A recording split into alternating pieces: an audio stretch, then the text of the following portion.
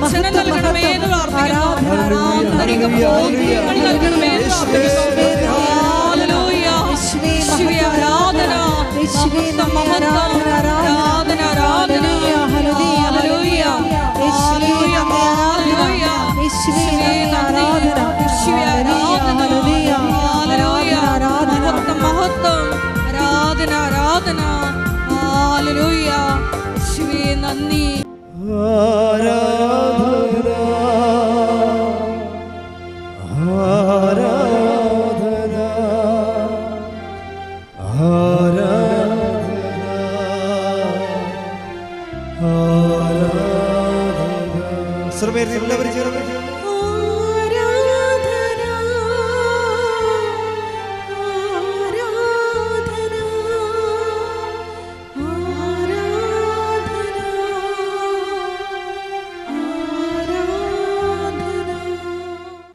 എൻ്റെ പ്രിയപ്പെട്ടവരെ, നമ്മൾ ഒരു 5 മിനിറ്റോളം അച്ഛൻ നിങ്ങളോട് അറിയിപ്പുകൾ നൽകും. അത് പ്രാർത്ഥനയുടെ ഭാഗമല്ല. അത് കഴിയുമ്പോൾ വീണ്ടും നമ്മൾ എഴുന്നേൽക്കും. എന്നിട്ട് ഒരു 5 മിനിറ്റ് അല്ലെങ്കിൽ 10 മിനിറ്റ് പ്രൈസ് ആൻഡ് വർഷിപ്പാണ്. ആ പ്രൈസ് ആൻഡ് വർഷിപ്പ് കഴിയുമ്പോഴാണ് യഥാർത്ഥ ധ്യാനം തുടങ്ങുന്നത്. ഇപ്പോഴ് അറിയിപ്പിൻ്റെ സമയമാണ്.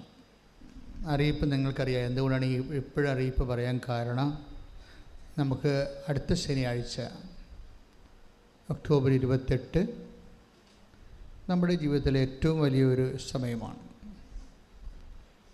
10,000-കണക്കിന് മനുഷ്യർ ജപമാല ചൊല്ലി പ്രാർത്ഥിച്ച് അമ്മയുടെ കൃപാസനം പ്രത്യക്ഷീകരണ സന്നിധാനത്തിൽ നിന്ന് അർത്തങ്ക ബസിലിക്കയിലേക്ക് വർഷത്തിലൊരു പ്രാവശ്യം നടത്തുന്ന ജപമാല റാലിയാണ്.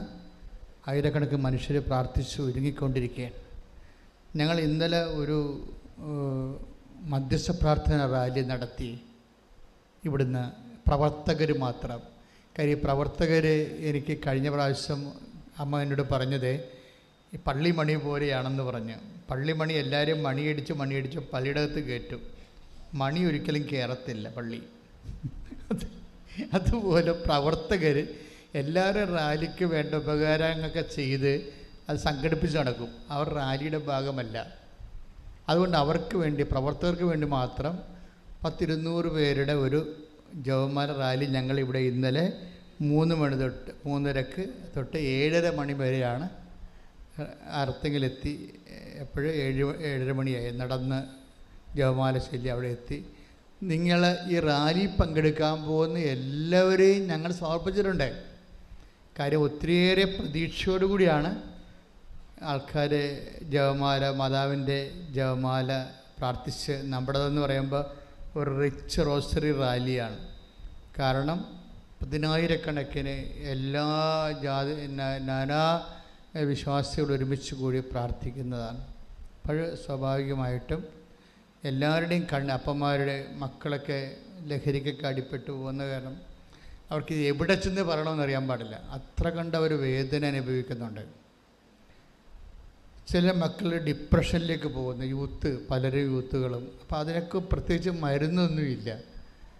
തൽക്കാലം ഇങ്ങനെ ഒടിഞ്ഞ അസ്ഥി നമ്മൾ കമ്പിയൊക്കെ ഇട്ട് വെച്ചാലും കമ്പി ഇട്ടതുപോലെ നമുക്ക് തോന്നും. അതാണ് മരുന്നിൻ്റെയൊക്കെ ഒരു കുഴപ്പം. അതാണ്. ഇതുപോലെ ദൈവം തന്നെ സുഖപ്പെടുത്താതെ ഒരാളും പരിപൂർണമായിട്ട് സുഖപ്പെടുകത്തില്ല. അപ്പോൾ അവരുടെ മനസ്സും അങ്ങനെയുള്ളവരുടെയൊക്കെ മനസ്സും, ചിലരൊക്കെ സാമ്പത്തികമായ ബാധ്യതകളും കടങ്ങളുമൊക്കെ, ചിലർക്ക് ജീവിതം അവരെ കൈപിടിപ്പിക്കാൻ വേണ്ടിയുള്ള പരിശ്രമങ്ങളാണ്. അപ്പോൾ അവരെയൊക്കെ എല്ലാവരും, ചിലർക്ക് രോഗങ്ങളാണ്. അപ്പോൾ എല്ലാവരും മനസ്സിലിരിക്കുന്നത് റാലി വരട്ടെ, ഉടമ്പടി എടുത്ത് എല്ലാവരും എടുക്കാൻ പോകുന്നവരും ഒരുമിച്ച് മാതാവിൻ്റെ തിരുസന്നിധി യാതനാ യാത്ര നടത്തിയാണ് നമ്മൾ നമ്മുടെ പ്രാർത്ഥനകൾ ദൈവ തിരുസന്നിധിയിൽ സമർപ്പിക്കുന്നത്. അപ്പം നിങ്ങൾ ചെയ്യേണ്ടത്, നിങ്ങൾ വരുന്നതനുസരിച്ച് ചേർന്നാൽ മതി. തിരക്കിട്ട് ധൃതി ഉണ്ടാക്കി വാഹനാപകടം ഉണ്ടാക്കരുത്. വരുന്ന മുറക്ക് പതുക്കെ ചേരണം. ഞങ്ങളിവിടുന്ന് 5:30 സ്റ്റാർട്ട് ചെയ്യും. അപ്പം നിങ്ങൾ വാഹനത്തിലിരിക്കുന്ന 5:30 തൊട്ട് പ്രാർത്ഥിക്കാൻ തുടങ്ങണമെന്നേ ഉള്ളൂ. അല്ലാതെ ഇവിടെ വന്ന് 5:30 എത്തരുത്. അതെങ്ങനെ പതുക്കെ 5:30, 6:30, 7:30, 8:30, 9:30, 10:30 മണി വരെ ആൾക്കാർ വന്നുകൊണ്ടിരിക്കും. കഴിഞ്ഞ പോലും അങ്ങനെയായിരുന്നു. 10:30 മണി വരെ ആൾക്കാർ വന്നുകൊണ്ടിരിക്കും. അപ്പം അവരവിടെ വരുമ്പോൾ ആ റാലിയുടെ അറ്റം വരുമ്പോൾ 5 മണിയാവും. അർത്തുങ്കൽ ശുശ്രൂഷ 5 മണി വരെ ഉണ്ടാകും. റാലി വരണവരെ അർത്തുങ്കൽ അഭിനന്ദ പിതാക്കന്മാരുടെ പരിശുദ്ധ കുർബാനയും സന്ദേശമൊക്കെ ഇട്ട് വളരെ അത് കഴിഞ്ഞിട്ട് ആരാധനയാണ്. ഇപ്പോൾ ഒരു 10:30 നമ്മളെ റാലി അവിടെ എത്തിയാൽ 10:30 നമ്മുടെ കോഴിക്കോട് അഭിനന്ദ ചക്കരക്കൽ പിതാവിൻ്റെ പരിശുദ്ധ കുർബാനയാണ്. അതൊരു 11:30-12 മണിയാകുമ്പോൾ കാഞ്ഞിരപ്പള്ളി പിതാവിൻ്റെ അറക്കൽ പിതാവിൻ്റെ ജപമാല റാലി സന്ദേശമാണ്. അപ്പം അതൊരു 1 മണിയാകുമ്പോൾ മിക്കവാറും 1:30 മലങ്കര റൈറ്റിൽ പത്തനംതിട്ട പിതാവിൻ്റെ സാമൂൽ ഇർനേസ് പിതാവിൻ്റെ പരിശുദ്ധ കുർബാനയാണ് മലങ്കര റൈറ്റിലെ. അതിനുശേഷം അത് ഒരു 3 മണിക്ക് അവസാനിക്കുകയാണെങ്കിൽ ആ 3 മണി മുതൽ പിന്നെ ആരാധനയാണ്. ഞാൻ ഉൾപ്പെടെ ശുശ്രൂഷയിലിരിക്കുന്ന എല്ലാ വൈദികരുടെയും ഒരു ആരാധനയും സമാപനത്തിൽ ആരാധന. നിങ്ങളുടെ ആ ആരാധനയിലാണ് എല്ലാവരുടെയും വിഷയങ്ങളെ കളക്ട് ചെയ്ത് പരിശുദ്ധ കുർബാനയിൽ പരിശുദ്ധ അമ്മയുടെ മാധ്യസ്ഥ ഈശോയ്ക്ക് ഏൽപ്പിക്കുന്നത്. അതിൽ മിക്കവാറും 2 മണിക്കൂർ ആരാധന ഉണ്ടാവും. അപ്പോൾ ഇതാണ് ടൈം ടേബിളിൻ്റെ ഒരു അവസ്ഥ.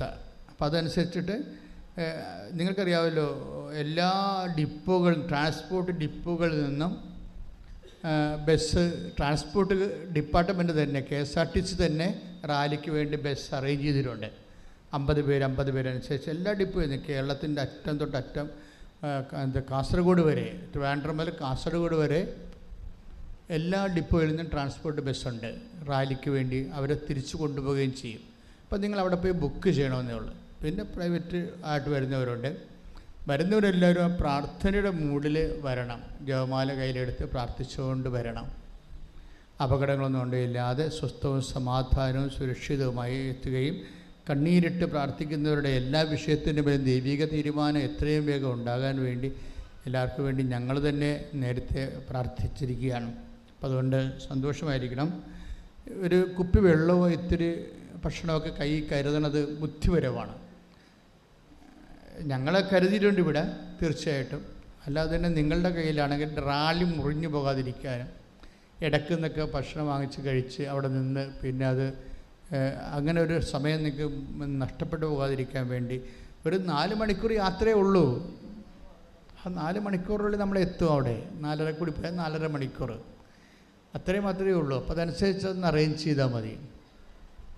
കുറച്ച് ഭക്ഷണം അവിടെയും ലഘുഭക്ഷണം ക്രമീകരിച്ചിട്ടുണ്ട്, വെള്ളം ക്രമീകരിച്ചിട്ടുണ്ട്. എങ്കിലും നിങ്ങളുടെ കയ്യിൽ കുറച്ച് വെള്ളവും കുറച്ച് ഭക്ഷണമൊക്കെ ഉണ്ടാകുന്നത് നല്ലതാണ്. ഇൻ കേസ് ഇപ്പോഴും മഴ പൊഴിഞ്ഞ് കണ്ടില്ലേ, അപ്പോൾ അതനുസരിച്ച് ഒരു പുട കൂടി കരുതുന്നത് നമുക്ക് നല്ലതാണ്. ഓക്കെ, അപ്പോൾ സന്തോഷമായിരിക്കുക. ആദ്യത്തെ അറിയിപ്പ് കഴിഞ്ഞു.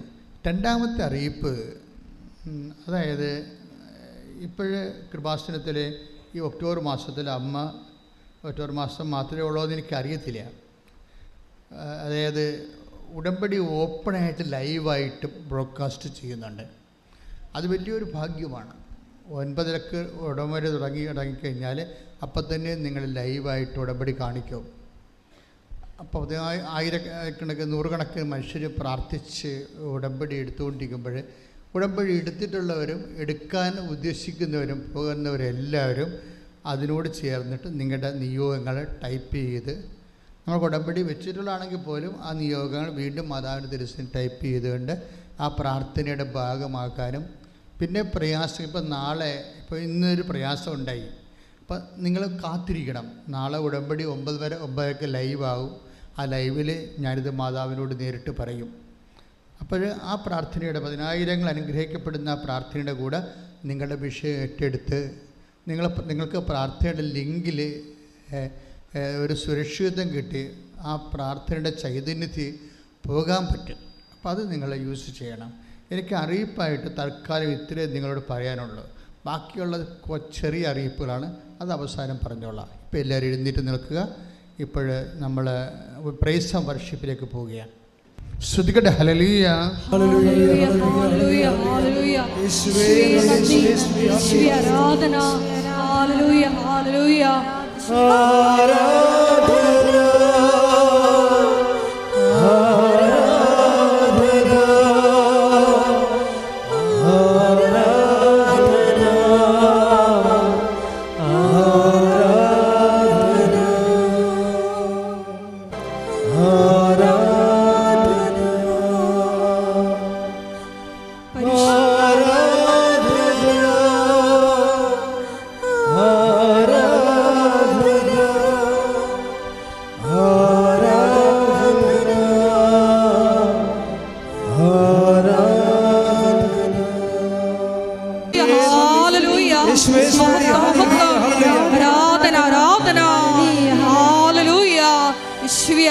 ആരാധന. ഹല്ലേലൂയ.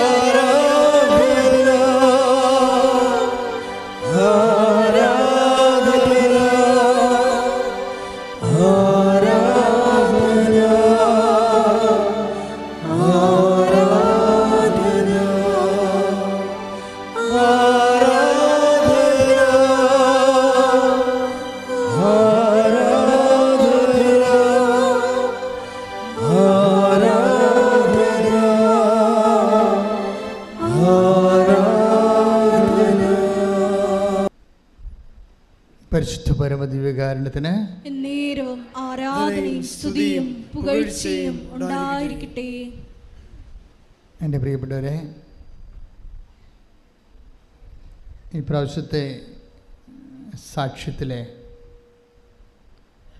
മനോഹരമായ 2 പ്രാർത്ഥനകളുണ്ട്. ഈ പ്രാവശ്യത്തെ സാക്ഷ്യത്തിലെ 2 പ്രാർത്ഥനകളുണ്ട്. വളരെ മനോഹരമായ പ്രാർത്ഥന. ഭർത്താവും ഭാര്യയും കൂടിയാണ് സാക്ഷ്യം പറഞ്ഞിരിക്കുന്നത്. 2 നോൺ ക്രിസ്ത്യൻസാണ്. നിഷ ആലുവ, അവരുടെ ഹസ്ബൻഡുമാണ്.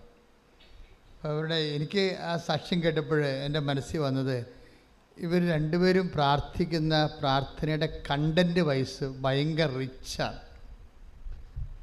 അതിൻ്റെ ഉള്ളടക്കം ഭയങ്കര പോഷിതമായിട്ടുള്ളതാണ്. എന്താ പ്രാർത്ഥിക്കുന്നത്? ഒന്ന്, ഒരു കാര്യം മനസ്സിലാക്കേണ്ടത്, ഈ ഹസ്ബൻഡിന് വിശ്വാസമില്ല, ഒന്നിലും വിശ്വാസമില്ല. അതാണ് സംഭവം. അങ്ങനെ ഒന്നിലും വിശ്വാസമില്ല. വൈഫിന് വിശ്വാസമുണ്ട്. അപ്പോൾ ഒരു ദിവസം അപ്പന് അസുഖം വന്നപ്പോൾ വൈഫ്, അവർ നേഴ്സാണ്, പ്രൊഫഷണൽ നേഴ്സാണ്. ഹസ്ബൻഡിനോട് പറഞ്ഞു, അപ്പൻ്റെ അസുഖം എന്ന് വെച്ച് കഴിഞ്ഞാൽ അപ്പൻ 84 വയസ്സുള്ള പ്രായമുള്ള ആളാണ്, രോഗിയാണ്. ഭയങ്കര ഈ സോറിയാസിസ് പോലെ മുതുക് മുഴുവനും ഇങ്ങനെ പഴുത്ത് അഴുകുകയാണ്. അപ്പോൾ എല്ലാവരും ബന്ധുക്കളൊക്കെ വന്ന് കണ്ടിട്ട് പറയണത് അപ്പം പെട്ടെന്ന് പോകും എന്നാണ് പറയണത്. എല്ലാവരും അങ്ങനെയാണ് പറയണത്, അപ്പം പെട്ടെന്ന് പോകും. അപ്പോൾ ഹസ്ബൻഡ് വൈഫിനെ വിളിച്ച് പറയും, എടി ഇനി മണിക്കൂറുകളേ ഉള്ളൂ, അപ്പം പെട്ടെന്ന് പോകും എന്നാണ് എല്ലാവരും പറയണമെന്ന് പറഞ്ഞു. അപ്പം നിൽക്കാൻ പറ്റുന്നില്ല, ഇരിക്കാൻ പറ്റുന്നില്ല, ശ്വാസം കിട്ടണില്ല, പരമസാണ്. വൈഫ് പെട്ടെന്ന് പറയണത്, നിഷ പെട്ടെന്ന് പറയണത്, നിങ്ങൾ ആ ഉടമ്പടി തൈലമെടുത്ത് അപ്പൻ്റെ മുതുകിൽ പെരട്ടാൻ പറയും. അപ്പം നേരത്തെ ഇതുപോലെ പറയുമ്പോൾ വൈഫ് പറയുമ്പോൾ ഈ ഹസ്ബൻഡ് പറയും, നീ ഒരു നേഴ്സല്ലേ, നീ ഇപ്പോഴും ഇങ്ങനെയുള്ള കാര്യങ്ങളൊക്കെയാണ് പറയണത്. എന്നുവെച്ചാൽ നിൻ്റെ പ്രൊഫഷനിൽ നീ സയൻറ്റിഫിക്കായിട്ട് ഹീലിംഗ് പഠിച്ചിട്ടുള്ള ആളാണ്, പിന്നെ നീ എന്തിനാ ഇങ്ങനെ സംസാരിക്കണം എന്ന് ചോദിക്കും. അപ്പോൾ അദ്ദേഹം അവരുടെ വർത്തമാനത്തെ തടയും. പക്ഷേ ഇപ്പോഴത്തെ പ്രശ്നം അതല്ല. ഇപ്പോൾ ഈ അപ്പൻ്റെ വിഷയത്തിൽ മരുന്നിനൊന്നും ചെയ്യാനില്ല, അതാണ് വിഷയം. നമുക്കറിയാമല്ലോ, ഒരു ടൈം കഴിഞ്ഞാൽ പിന്നെ ആർക്കും ഒന്നും ചെയ്യാൻ പറ്റത്തില്ല. ഒരു ടൈം കഴിഞ്ഞാൽ ആർക്കും ഒന്നും ചെയ്യാൻ പറ്റത്തില്ല. അതെപ്പോഴും നമ്മൾ ഓർത്തേക്കണം. നിങ്ങൾ എത്ര അടുപ്പമുള്ളവരായാലും നമ്മളുടെ ഒരു സ്റ്റേജ് കഴിഞ്ഞാൽ പിന്നെ ആർക്കും നമ്മളെ സഹായിക്കാൻ പറ്റത്തില്ല. ഇതുപോലെ ഇപ്പോൾ ഹസ്ബൻഡ് മനസ്സിലായി, ഒരു ഓപ്ഷനില്ല. നമ്മളെല്ലാവരും ഒരു ഓപ്ഷൻ ഇല്ലാത്ത, ഇനിയൊരു തിരഞ്ഞെടുപ്പ് സാധ്യമല്ലാത്ത, തിരഞ്ഞെടുപ്പ് എന്ന് പറയുമ്പോൾ ഇലക്ഷനല്ലേ, നമ്മുടെ ജീവിതത്തിന് ഒരു പോം വഴിക്ക് വേറൊരു മാർഗമില്ലാതെ വരുന്നൊരവസ്ഥ എല്ലാവരുടെ മുമ്പിലും. നമ്മളിത് അത് വരും എന്ന് ഉറപ്പാണ്. അത് എപ്പോൾ വരുമെന്ന് നമുക്കറിയത്തില്ല. എത്ര വലിയ മനുഷ്യരായാലും എത്ര കപ്പാസിറ്റി ഉള്ളവരായാലും ഒരു ഹവർ നമുക്ക് എല്ലാം നിസ്സഹായമായ ഒരവസ്ഥ. അപ്പൻ്റെ അവസ്ഥ ഇതാണ്. പണ്ട് നീ ഒരു നേഴ്സല്ലേ എന്ന് ചോദിച്ച ഹസ്ബൻഡ് ഇപ്പോൾ ചോദിക്കണില്ല. അയാൾ ആ വിശ്വാസ പ്രമാണം നോക്കിയിട്ട് അത് നോക്കി ചെല്ലി അപ്പൻ്റെ മുതുകത്തി ഉടമ്പടി തൈലം പുരട്ടിക്കൊടുക്കും. അപ്പോൾ പിറ്റേ ദിവസം അങ്ങനെ ഒരു സംഭവം ആ മുതുകത്തില്ലാത്ത രീതിയിൽ അപ്പൻ, അമ്മ, പരിശുദ്ധ അമ്മ ഹീലാക്കി കൊടുക്കും. അപ്പോൾ അദ്ദേഹം അപ്പോൾ വിശ്വാസത്തിൽ വരും. വിഷയം അതല്ല, അദ്ദേഹത്തിൻ്റെ പ്രാർത്ഥനയുടെ രീതിയാണ്. പിന്നീട് പെട്ടെന്ന് ഡോക്ടർമാർ പറഞ്ഞ് അപ്പം കിടന്ന് ആൾക്കാർ പൊക്കി കോരിയെടുത്താൽ മാത്രമേ അപ്പനെ കൊണ്ടുപോയി എവിടെയെങ്കിലും കട്ടിൽ കിടത്താൻ പറ്റത്തുള്ളൂ. ആ അപ്പൻ നടന്ന് ആംബുലൻസിൽ കയറി. പക്ഷേ ഡോക്ടർ പറഞ്ഞ് ക്യാൻസർ ഉണ്ട് എന്ന് പറഞ്ഞു. ബയോപ്സിക്ക് വിട്ടിരിക്കുകയാണ് ഒരു കഷണം. അത് ഉള്ളിലാണ്. അത് ഇത് രോഗമല്ല, മാതാവ് സുഖപ്പെടുത്തിയ രോഗമല്ല, വേറെ രോഗം അപ്പനുണ്ട്. അത് ബയോപ്സിക്ക് വിട്ടിരിക്കുകയാണെന്ന് പറഞ്ഞു.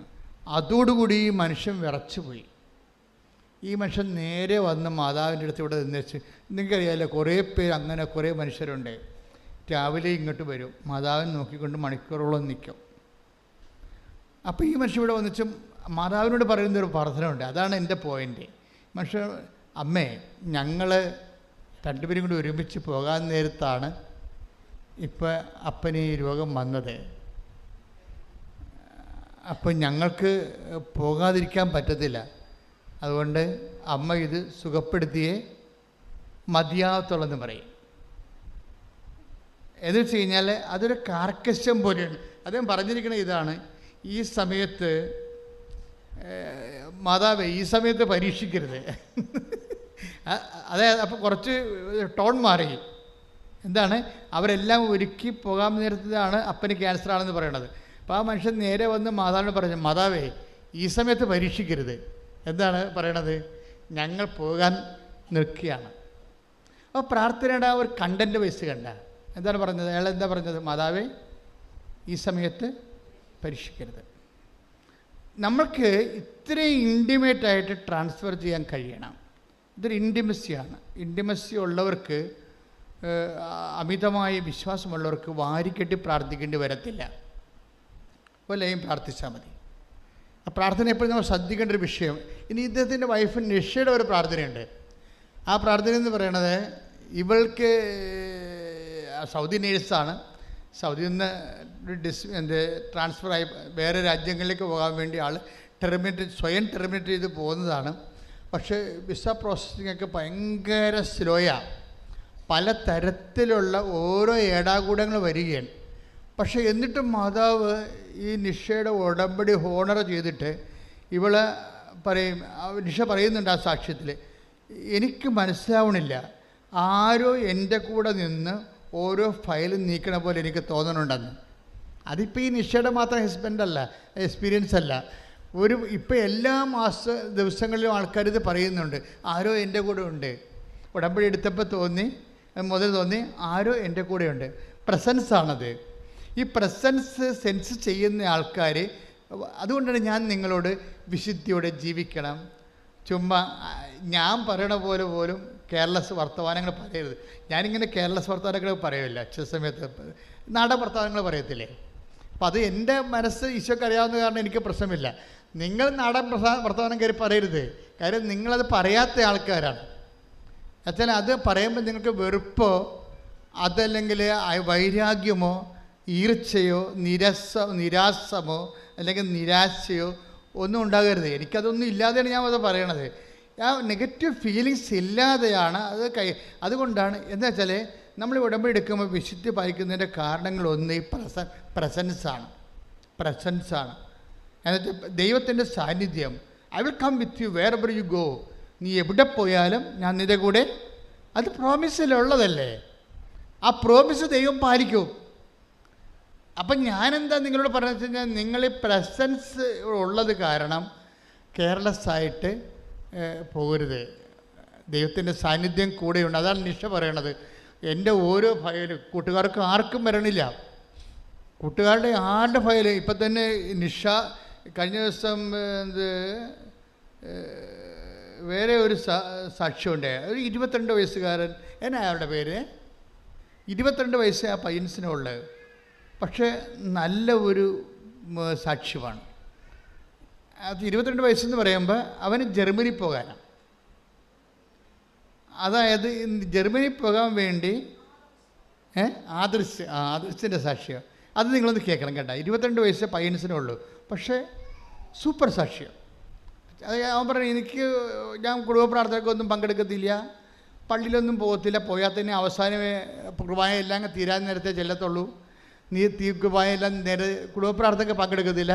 കുടുംബ പ്രാർത്ഥന സമയമാകുമ്പോൾ ഞാൻ അവിടെ നിന്ന് വീട്ടിൽ നിന്ന് ഇറങ്ങിപ്പോയിട്ട് കൂട്ടുകാരുടെ കൂടെ കളിച്ചൊക്കെ ഇരിക്കും.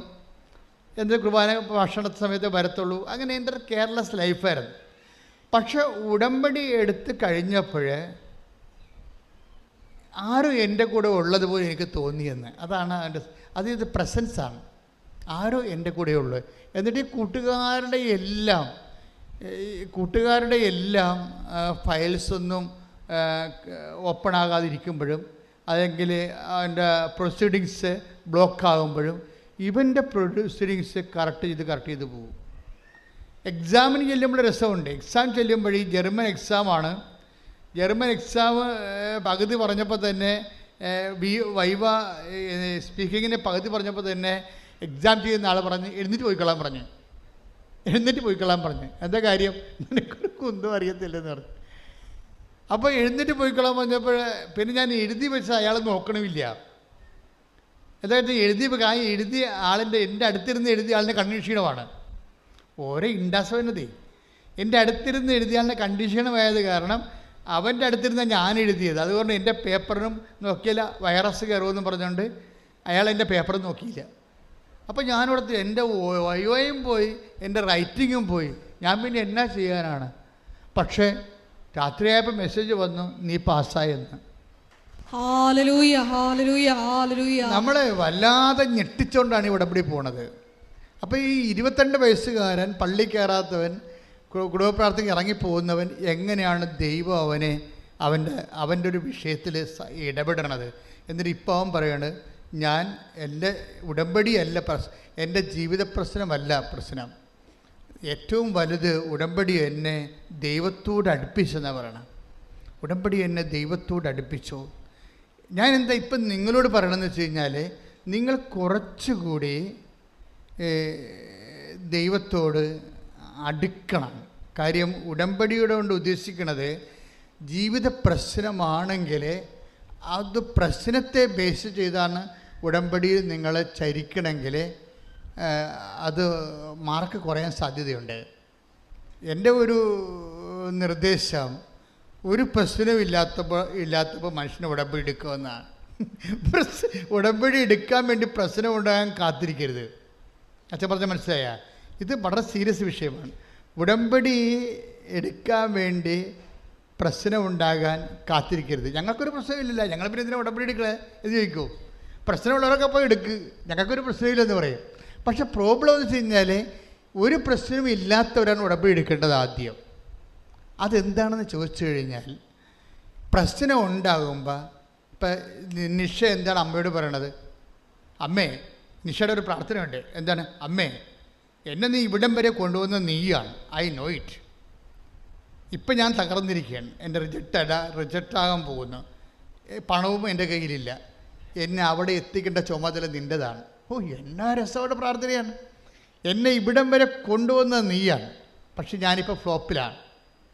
ഇനി എന്നെ ഇവിടം വരെ കൊണ്ടുവന്ന നീയാണെങ്കിൽ എന്നെ എത്തേണ്ടടുത്ത് എത്തിക്കേണ്ട ചുമതല നിൻ്റെതാണ്. Praise the Lord. ശ്രുതിക്കട്ടെ ഹല്ലേലൂയ, ഹല്ലേലൂയ, ഹല്ലേലൂയ. പ്രാർത്ഥനയെല്ലാം വരുന്ന ഒരു ഇൻറ്റിമസി ഉണ്ട്.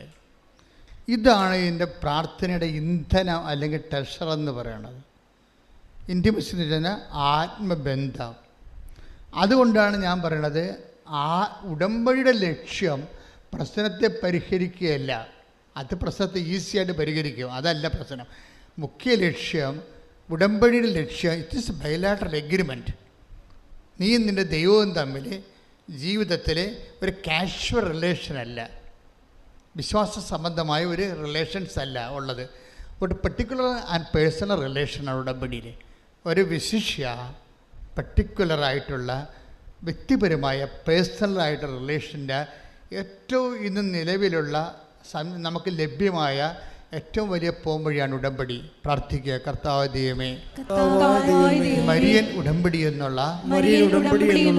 മഹാദൈവാനുഭവത്തിന്റെ പുതിയ വാതിൽ മനുഷ്യ സമൂഹത്തിന് മുമ്പിൽ മറിയത്തിലൂടെ തുറന്നു വെച്ച പരിശുദ്ധാത്മാവേ, ഉടമ്പടി എടുത്തവരെയും എടുക്കാൻ പോകുന്നവരെയും ഈ നിമിഷം അനുഗ്രഹിക്കണമേ. അപ്പാ, സ്വർഗീയ പിതാവേ, പുത്രനായ ക്രിസ്തുവിന്റെ നാമത്തിൽ പ്രാർത്ഥിക്കുന്നു.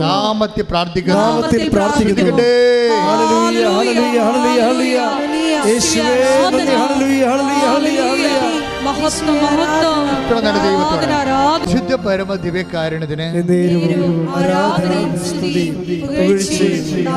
അപ്പൊ ഇന്റിമേറ്റ് ആൻഡ് അമീക്കബിൾ റിലേഷൻ എന്ന് വെച്ച് കഴിഞ്ഞാൽ വളരെ ആത്മബന്ധവും സ്നേഹോജ്വലവുമായ ഒരു ബന്ധം ആണ് ഉടമ്പടിയുടെ ഒരു ടാഞ്ചിബിൾ റിസൾട്ട്, സ്പർശ്യമായ ഒരു ഫലമെന്ന് പറയുന്നത്. അപ്പം എന്താ നിങ്ങൾക്ക് ചെറുക്ക് പറ്റണത്? നിങ്ങൾ ഉടമ്പടിയുടെ ഫലം നിങ്ങൾ വെച്ചിരിക്കുന്ന നിയോഗത്തിൻ്റെ നിവൃത്തിയായിട്ടാണ് നിങ്ങൾ മനസ്സിലാക്കി വെച്ചിരിക്കുന്നത്. It is much more than that. നമ്മളെല്ലാവർക്കും നിങ്ങളെ ഉടമ്പടിയുടെ ഫലത്തെ റെഡ്യൂസ് ചെയ്തിരിക്കണം. എങ്ങനെ അറിയാമോ? ഉടമ്പടി എന്ന് പറഞ്ഞാൽ നിങ്ങൾ വെച്ചിരിക്കുന്ന നിയോഗത്തിന് നിവൃത്തി കിട്ടുകയാണ്. It is very easy. അതല്ല പ്രശ്നം. ഇതിൻ്റെ ഒരു അൾട്ടിമേറ്റ് എൻഡുണ്ട്, ആത്യന്തികമായ ഒരു ലക്ഷ്യമുണ്ട്. അതെന്ന് പറയണത് ദൈവമായിട്ട് ഒരു കാലത്തും സാധിക്കാത്ത ഒരു റിലേഷൻ, ബന്ധം. ഇപ്പം ഞാനൊരു കാര്യം നിങ്ങളോട് ചോദിക്കട്ടെ. ഈ കർത്താവ് ഒരു പ്രാവശ്യം ശിഷ്യന്മാരോ സഞ്ചരിച്ചിരുന്ന വള്ളത്തിൽ കിടന്ന് ഉറങ്ങിപ്പോയില്ലേ? ഇല്ലേ? എനിക്കറിയാം കഥ. അപ്പോഴ് വലിയ കാറ്റുണ്ടായിരുന്നു. കോളും പേമാരിയും പ്രകൃതിക്ഷോഭവും കടൽക്ഷോഭവും ഒരുമിച്ച് വന്ന് വള്ളത്തിൽ വെള്ളം അടിച്ചു കയറി ഇവർ മുങ്ങാൻ പോയപ്പോൾ ശിഷ്യന്മാർ പറയുന്നൊരു വർത്തമാനമുണ്ട്. എന്താണെന്നറിയാമോ? കർത്താവേ, ഞങ്ങൾ നശിക്കാൻ പോകുന്നു, നിനക്കൊരു ഗൗനമില്ലേ എന്നാണ്. കർത്താവേ ഒന്ന് പറഞ്ഞേ, കർത്താവേ, ഞങ്ങൾ നശിക്കുന്നതിൽ നിനക്കൊരു ഗൗനമില്ലേ? നീ ഗൗനിക്കുന്നില്ലേ? ഇപ്പം കർത്താവിനെ കുറ്റപ്പെടുത്തിയാണ് ചോദിക്കുന്നത്. പ്രാർത്ഥനയിൽ ദൈവത്തെ കുറ്റപ്പെടുത്തുക. ഇത് പത്രോസിൻ്റെ വായിൽ നിന്ന് വന്നൊരു പ്രാർത്ഥനയാണ് ശരിക്കും പറഞ്ഞാൽ. ഈ പ്രാർത്ഥനയെ സ്കാൻ ചെയ്ത് നോക്കുമ്പോൾ നമുക്ക് എന്താ മനസ്സിലാകണത്? കർത്താവെ, ഞങ്ങൾ നശിക്കുന്നു, നിങ്ങൾക്ക് അങ്ങനെ കുറ്റപ്പെടുത്തി പ്രാർത്ഥിക്കാൻ പറ്റുമോ? പറ്റത്തില്ല. എന്താ കാര്യം? ബന്ധമില്ല. മനസ്സിലായില്ലേ? അപ്പോൾ എന്നോട് പറയും, അച്ഛാ, എന്നോട് ഇപ്പോൾ ഞാൻ പിള്ളേരെ പ്രാർത്ഥിക്കുമ്പോൾ പറയും, ചിലത് എൻ്റെ കയ്യെ കയറി പിടിക്കും. എന്താണ്? അച്ഛൻ പിടിച്ചില്ലെങ്കിൽ അച്ഛൻ അവിടെ പോയി ഇരിക്കുമല്ല. അത് കാരണം വിഷയം സീരിയസ് ആയതുകൊണ്ട് കയ്യെ പിടിക്കും. ഞാൻ പറയും, എന്തടി? അതേ, ഞാനിപ്പോൾ 10ാമത്തെ പ്രാവശ്യമാണ് ഇത് എഴുതാൻ പോണത്, ഇനി എന്നെക്കൊണ്ട് എഴുതിക്കത്തില്ല. എന്താണ്? OET IELTS ആണേ. ഞാനീ 10ാം പ്രാവശ്യമാണ് ഇപ്പോൾ എഴുതാൻ പോണത്, ഇനി കാശില്ല എഴുതാൻ. ഞാൻ പറഞ്ഞു, നീ എന്നോട് എന്നെ പിടിച്ചെടുത്തിയ പോലെ മാതാവിനെ പിടിച്ചെടുത്താൻ പറഞ്ഞു. എന്താ കാര്യം? അവൾ പറഞ്ഞ കറക്റ്റാണ്, പക്ഷെ അവൾ പറയുന്ന രീതി തെറ്റാണ്. ഇപ്പോഴും ആ പ്രാർത്ഥനയെ അപേക്ഷയാണ്. ഇപ്പം നിഷയുടെ പ്രാർത്ഥന എന്താണ്? എന്നെ ഇവിടം വരെ എത്തിച്ചത് നീയാണ്, നിൻ്റെ കടമയാണ് എന്നെ അന്ത്യം വരെ എത്തിക്കേണ്ടത്. അതൊരു കമാൻഡാണ്. പക്ഷെ അതിൻ്റെ അകത്ത് വരുന്ന അതിൻ്റെ സ്റ്റഫ് എന്താ? ഒരു ഇൻറ്റിമസിയാണ്. നമുക്കതുപോലെ പറയാൻ പറ്റണില്ല. എന്താ കാര്യം? നമുക്ക് ആ ഇൻറ്റിമസി ഇല്ല. പ്രാർത്ഥനയുടെ കണ്ടൻറ്റ് ബേസിൽ ഏറ്റവും പ്രധാനപ്പെട്ട ഘടകം ഇൻറ്റിമസിയാണ്. ഇൻറ്റിമസി എന്ന് പറയുന്നത് എന്താണ്? ആന്തരിക ആത്മബന്ധം. ആന്തരിക ആത്മബന്ധമാണ്. ഈ ഉടമ്പടിയിൽ നമ്മൾ രോഗികളെ കാണുന്നു, അല്ലേ? രോഗികളെ കാണുമ്പോൾ നമ്മൾ ആരായിട്ടാണ് രോഗികളെ കാണുന്നത്? 25-35 അനുസരിച്ചാണ്. മത്തായി സിയുടെ സുവിശേഷം, take the word of God, മത്തായി 25-35. ശ്രുതിക്കട്ടെ. ഹല്ലേലൂയ. എന്തെന്നാൽ എനിക്ക് വിശന്നു, നിങ്ങൾ ഭക്ഷിക്കാൻ തന്നു, എനിക്ക് ദാഹിച്ചു, നിങ്ങൾ കുടിക്കാൻ തന്നു, ഞാൻ പരദേശിയായിരുന്നു, നിങ്ങൾ എന്നെ സ്വീകരിച്ചു. ഞാൻ രോഗിയായിരുന്നു, നിങ്ങൾ എന്നെ സന്ദർശിച്ചു. നിങ്ങൾ എന്നെ സന്ദർശിച്ചു. അപ്പം ഞാനെന്നാ പറയണത്, മനസ്സിലായില്ലേ? ഉടമ്പടിയിൽ നമ്മളൊരു രോഗിയെ കാണാൻ പോകുമ്പോൾ നിങ്ങൾ പറയരുത് നമ്മുടെ അയൽവാസിയായ ജോണമ്മ ചേച്ചിയാണെന്ന് പറയരുത്. അതാണ് പ്രശ്നം കിടക്കുന്നത്. ഇവിടെയാണ് ഒരു ഉടമ്പടി മിസ്റ്റേക്ക് സംഭവിക്കുന്നത്. അതായത് നിങ്ങൾ രോഗികളെ കാണാൻ പോകുമ്പോൾ ഇയാൾ അറിയത്തില്ലേ നമ്മുടെ അയൽവാസിയാണേ, ഇന്ന ആളാണെന്ന് പറയും. അങ്ങനെയല്ല, അയാളല്ലത്. ആരാണത്? ഞാൻ രോഗിയായിരുന്നു, മനസ്സിലായില്ലേ? ആ ഇല്ലാത്തവനുമായിട്ട്, വേദനയുള്ളവനുമായിട്ട്, കണ്ണീരുള്ളവനുമായിട്ട് കർത്താവ് താതാത്മ്യപ്പെട്ടിട്ടുണ്ട്. ഈ താതാത്മ്യീകരണം തിരിച്ചറിയുന്നിടത്ത് വെച്ചാണ് നമ്മളുടെ സാമൂഹ്യ പ്രവർത്തനം ഇരിക്കുന്നത്. യേശു ക്രിസ്തുവിനെ ഇല്ലായ്മക്കാരനും വല്ലായ്മക്കാരനിലും അവൻ്റെ ഇല്ലായ്മയും വല്ലായ്മയും അവിടെ യേശു ക്രിസ്തുവാണെന്ന് നമ്മൾ തിരിച്ചറിയുന്നിടത്ത് ആണ് ഇപ്പോൾ സഭയ്ക്ക് വന്നിരിക്കുന്ന ദുരന്തം എന്താണെന്നറിയാവോ? കുറേ അണ്ണന്മാർ പോയി MSW എടുത്തുകൊണ്ട് വന്ന് സോഷ്യൽ സർവീസിൽ ഇരിപ്പുണ്ട്. എന്താ പ്രശ്നം വരാവുന്നത്? സഭയുടെ സോഷ്യൽ പ്രവർത്തനമല്ല നടക്കുന്നത്. ശാസ്ത്രീയമായ സാമൂഹ്യ പ്രവർത്തനത്തിലൂടെ സാങ്കേതികമായി കിട്ടിയിരിക്കുന്ന കുറച്ച് ജ്ഞാനം കൊണ്ടുണ്ടാക്കി വെക്കുന്ന കുറച്ച് വർക്ക്സാണത്. അത് ചിലപ്പോൾ സോഷ്യൽ വർക്കായിരിക്കാം, ക്രിസ്തുവുമായിട്ട് അതിന് ബന്ധമില്ല. ക്രിസ്തുവുമായിട്ട് ബന്ധമുണ്ടെങ്കിൽ ഇല്ലായ്മക്കാരന്, വല്ലായ്മക്കാരന്, രോഗികളിൽ, തകർച്ചയുള്ളവന്, ഇപ്പം ഇന്ന് തന്നെ ഈ ആനന്ദം, അവൻ്റെ പേരെന്നാ, ആദർശ പറയുന്നൊരു സാക്ഷ്യമുണ്ട്. എനിക്ക് ഭയങ്കര പാടാണ് ഈ ആൾക്കാർക്കൊക്കെ സഹായിക്കാൻ വേണ്ടി. അങ്ങനെ ഒരു മനസ്സെൻ്റെ കയ്യിലില്ല. അതിനുള്ള കാര്യം തുറന്നു പറയുകയും, എനിക്കിങ്ങനൊരു മനസ്സില്ല ആൾക്കാരെയൊക്കെ സഹായിക്കാൻ. അപ്പോൾ എനിക്ക് തോന്നണത് ഇവരെല്ലാം പറ്റിപ്പുകാരാണെന്നാണ് തോന്നണത്. അതുകൊണ്ട് ഞാൻ ആരെയും സഹായിക്കാത്തത്. എല്ലാവരും തുറന്ന രസമുള്ള സാക്ഷ്യമാണ്. അവരെല്ലാം പറ്റിപ്പുകാരാണെന്ന് തോന്നണം. അപ്പം ഞാൻ പിന്നെ സാമ്പത്തികമായിട്ട് ആരെങ്കിലും സഹായിക്കണമെന്നുണ്ടെങ്കിൽ എനിക്കറിയണം അത് കറക്റ്റാണെന്നറിയണം, എന്നാൽ മാത്രമേ ഞാൻ സഹായിക്കത്തുള്ളൂ. അപ്പം അങ്ങനൊരു മനസ്സാണ് എൻ്റേത്. പക്ഷേ ഇപ്പം എന്ത് ചെയ്യാന്നറിയാമോ? എനിക്ക് തോന്നി പലരും വന്ന് എന്നോട് ചോദിച്ചു, ചേട്ടായി ഞങ്ങൾ ഇത്തിരി ജർമ്മൻ പഠിപ്പിച്ച് തരുമോ? എന്നെക്കാൾ ഇളയ പിള്ളേർ വന്ന് വെച്ചാൽ എന്നോട് ചോദിച്ചേ, ചേട്ടായി ഞങ്ങൾ ഇത്തിരി ജർമ്മൻ പഠിപ്പിച്ച് തരുമോ? അപ്പോൾ ഞാൻ 5 പേർക്ക് ജർമ്മൻ പഠിപ്പിച്ചു കൊടുത്തു. അതാണ് എൻ്റെ ഉടമ്പടിയിലെ പരസ്നേഹ പ്രവൃത്തികൾ. ദാറ്റ് മീൻസ് എന്താണ്? ഈശോ അവിടെയും താതാമ്യപ്പെടുകയാണ്. എന്താ പ്രശ്നം? ഈശോയ്ക്ക് ജർമ്മൻ അറിയാൻ പാടില്ല, അതുകൊണ്ട് ഞാൻ ജർമ്മൻ പഠിപ്പിച്ചു കൊടുത്തു. മനസ്സിലായില്ലേ? നമ്മുടെ സാമൂഹ്യ പ്രവർത്തനങ്ങൾ പോലും അത് ഈശോ ആണ് എന്നിലൂടെ, അവനിലൂടെ എന്നോട് ആവശ്യപ്പെടുന്നത് കണ്ടുകൊണ്ട് ഞാൻ ഈശോയുടെ വാക്കുകളെ ഹോണർ ചെയ്തുകൊണ്ട് നിങ്ങൾ ദൈവത്തിൻ്റെ ജോലി ചെയ്യുമ്പോൾ ഈ ഇൻറ്റിമസി ഉണ്ടാകും. അല്ല, ഇൻറ്റിമസി ഉണ്ടാകത്തില്ല. ദൈവം ആത്മാർത്ഥ ദൈവമാണ്. അതുകൊണ്ട് നമ്മളെ കഷ്ടപ്പെടുന്ന ഇപ്പോൾ അദൃശ്യം പറയുന്നത് എന്താണ്? ഇപ്പം ഞാൻ ജർമ്മൻ പഠിപ്പിച്ച് മഴ കൊടുക്കുക മാത്രമല്ല, രോഗികളെ കാണാൻ പോകും. ഞാൻ പിന്നെ ഭക്ഷണമില്ലാത്തൊക്കെ ഭക്ഷണം എത്തിച്ച് കൊടുക്കും. ടോട്ടൽ 22 വയസ്സുകാരൻ ടോട്ടലി ചേഞ്ചായി.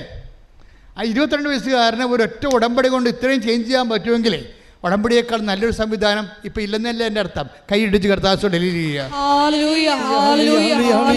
പരിശുദ്ധ പരമദിവ്യകാരുണ്യത്തിന് മർക്കോസ് 4:38 പോകാം. മർക്കോസ് 4:38. യേശു അമരത്ത് തലയണ വെച്ച് ഉറങ്ങുകയായിരുന്നു. ഏറ്റു പറഞ്ഞേ, യേശു അമരത്ത് തലയണ വെച്ച് ഉറങ്ങുകയായിരുന്നു. അവർ അവനെ വിളിച്ചുണർത്തി പറഞ്ഞു, ഗുരു, ഞങ്ങൾ നശിക്കാൻ പോകുന്നു. നീ അത് ഗൗനിക്കുന്നില്ലേ? എന്താ പ്രശ്നം? നീ അത് ഗൗനിക്കുന്നില്ലേ? ഞങ്ങൾ നശിക്കാൻ പോകുന്നു. ഇത് ഒരു ആധികാരികമായിട്ടുള്ള ഒരു പ്രാർത്ഥനയാണ്. അതായത് അവർക്ക് വേറൊരു ഓപ്ഷനില്ല. കർത്താവാണേ കിടന്ന് ഉറങ്ങുകയും ചെയ്യുന്ന നമ്മുടെ ജീവിതത്തിൽ സംഭവിക്കാൻ സാധ്യതയുള്ളതാണ്.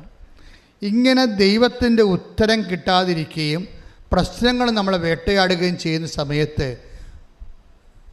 ഇൻറ്റിമസിയാണ് വേണ്ടത്. മനസ്സിലായില്ലേ? അല്ലാതെ നിങ്ങളുടെ സാധാരണ ഫങ്ഷണൽ പ്രയറിന് വർക്കൗട്ട് ചെയ്യത്തില്ല. സാധാരണ ഫങ്ഷൻ പ്രെയർ കൊണ്ട് ഈ സമയത്ത് സ്വർഗസ്ഥനായ പിതാവാണല്ല പ്രാർത്ഥന, അല്ല, അതിൻ്റെ അപ്പുറത്തൊരു പ്രാർത്ഥനയുണ്ട്. അത് നീ തന്നെ സ്വർഗസ്ഥനായ പിതാവ് നീ രചിച്ച പ്രാർത്ഥനയാണ്. ഇപ്പം നിഷ രചിച്ച പ്രാർത്ഥനയില്ലേ? നിഷയുടെ ഹസ്ബൻഡ് രചിച്ച പ്രാർത്ഥനയില്ലേ? എന്താണ്? മാതാവേ, ഈ സമയത്ത് പ്രലോഭനം കൊണ്ട് വന്നാൽ ഞങ്ങൾ പെട്ടുപോകും, അതുകൊണ്ട് അമ്മ ഈ വിഷയത്തിൽ ഇടപെടണം. ദാറ്റ് മീൻസ് അത് സ്വന്തം, അത് സാങ്കേതിക പ്രാർത്ഥനയെക്കാളും വലിയ പ്രാർത്ഥനയാണ് പേഴ്സണൽ പ്രാർത്ഥന എന്ന് പറയുന്നത്. പക്ഷേ ഈ പേഴ്സണൽ പ്രാർത്ഥനയ്ക്ക് എന്താ വേണ്ടത്? അതിന് ഇൻറ്റിമസി വേണം.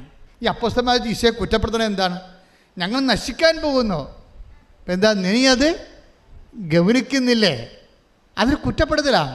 പക്ഷെ അങ്ങനെ കുറ്റപ്പെടുത്താൻ വേണ്ടി മാത്രം അവർ ദൈവവുമായിട്ട് ഇൻറ്റിമസിയായി. പറഞ്ഞ മനസ്സിലായില്ലേ? ദൈവത്തെ പ്രാർത്ഥനയിൽ ഒരാവശ്യം വരുമ്പോൾ നമ്മൾ നമ്മൾ കുറ്റപ്പെടുത്തുകയാണ് വേണ്ടത്. ഒരു സർക്കാർ ഓഫീസിൽ പോയി നമ്മൾ ഒരാവശ്യം വരുമ്പോൾ ആ ഓഫീസിനെ കുറ്റപ്പെടുത്തിയാൽ പിന്നെ ഉള്ളതുപോലും കിട്ടത്തില്ല, ഇല്ലേ? നെഗറ്റീവാണത്. പക്ഷേ ഈ അപ്പോസ്തലന്മാർക്ക് ഇത്രയും ആത്യന്തികമായൊരു വിഷയം വരുമ്പോൾ മുത്തടം ബൈബിൾ ഉൾഗാത്ത ട്രാൻസ്ലേറ്റ് ചെയ്തിരിക്കുന്നത് കർത്താവേ നിനക്കൊരു ചിന്തയുമില്ല എന്നാണ് ചെയ്തിരിക്കുന്നത്. നിനക്കൊരു ചിന്തയുമില്ലേ എന്നുവെച്ചാൽ നീ ഞങ്ങളെക്കുറിച്ച് ഒരു ഗൗരവമില്ല എന്നാണ്. എന്ന് വെച്ചാൽ ഉത്തരവാദിത്തമില്ലെന്നാണ് ചോദിക്കണത്. ദൈവത്തിന് ഉത്തരവാദിത്തമില്ലെന്ന് ദൈവത്തിൻ്റെ മുഖത്ത് നോക്കി ചോദിക്കണമെങ്കിലേ അത് വേറൊരു ബന്ധമാണ്, അത് സാധാരണ ബന്ധമല്ല. ദൈവത്തെ ഇപ്പം ചോദിക്കുക നീ ഗൗനിക്കണില്ലേ എന്ന് വെച്ചാൽ ഇപ്പം ഞാനൊരു കാര്യം ചോദിക്കട്ടെ, ആ പ്രാർത്ഥനയുടെ ഇമോഷണൽ സെറ്റപ്പ് എന്താണ്? ഇപ്പം നിൻ്റെ വീട് ഇപ്പോൾ വീട് വെച്ചിട്ടില്ല, പഴയ വീട്ടിൽ താമസിക്കുക, ഭാഗോടമ്പടി പ്രകാരം കിട്ടിയ കുടുംബ വീട്ടിൽ നീ താമസിക്കുകയാണ്. അത് 10-35 കൊല്ലം പഴക്കമുള്ള സംഭവമാണ്. ഈ വീട് കാണിച്ചാൽ നിൻ്റെ മകൾക്ക് ഭർത്താവിന് കിട്ടത്തില്ല. അതാ നിൻ്റെ ദുഃഖമെന്ന് വിചാരിച്ചോ? അപ്പം നീ ഭർത്താവിനോട് എന്താ പറയണത്? ഇവിടെ മനുഷ്യ കൊച്ചു വളർന്നു തന്നെ കണ്ടില്ലേ, ഇപ്പോഴും താൻ കറങ്ങി നടക്കണമെന്ന് ചോദിക്കും. അതാ സംഭവം, അതല്ലേ ചോദിക്കത്തുള്ളൂ. ആ ഒരു സ്റ്റൈലെന്ന് പറഞ്ഞാൽ ഭർത്താവിന് ഭാര്യയോട് ചോദിക്കാനുള്ള ആധികാരികമായ ഒരു ബന്ധമുണ്ട്. അതാണ് സംഭവം. ആ ഒരു ബന്ധം ദൈവവുമായിട്ടുണ്ടാകണം. അത് അങ്ങനെ ഉണ്ടാകണമെങ്കിൽ എന്ത് ചെയ്യണം? ക്ലെയിംസ് ഉണ്ടാകണം. ഉടമ്പടിയെപ്പോലെ ക്ലെയിംസ് ഉണ്ടാക്കുന്നൊരു സംവിധാനം വേറെയില്ല. എന്താണ്? നീ പത്രപ്രവർത്തനം നടത്തുന്നുണ്ടേ, കർത്താവിനെ അറിയാത്തവർ നീ അറിയിക്കുന്നുണ്ടേ, ഇല്ലേ? രോഗികളെ നീ കാണുന്നുണ്ട്, എവിടെയെല്ലാം സഹായിക്കാൻ പറ്റുന്നു അവിടെയെല്ലാം സഹായിക്കുന്നുണ്ട്. വിശുദ്ധിയോടെ ജീവിക്കാൻ വേണ്ടി ക്ഷമിക്കേണ്ടി വന്ന് ക്ഷമിക്കുന്നുണ്ട്. അങ്ങനെ വന്ന് ദൈവത്തിൻ്റെ വചനത്തിന് വേണ്ടി ജീവിതം 1 by 1 ആയിട്ട് കാഴ്ചവെച്ച് കഴിയുമ്പോൾ നിനക്ക് ക്ലെയിം ഉണ്ടാവും. എന്താണ്? അവകാശവാദമുണ്ടാവും. എന്താണ്? നീ ജീവിച്ചതാണ്. ഞാൻ എപ്പോഴും കർത്താവിനോട് പണ്ട് പറയുന്നൊരു വർത്തമാനമുണ്ട്, ഇപ്പോൾ പറയാറില്ല.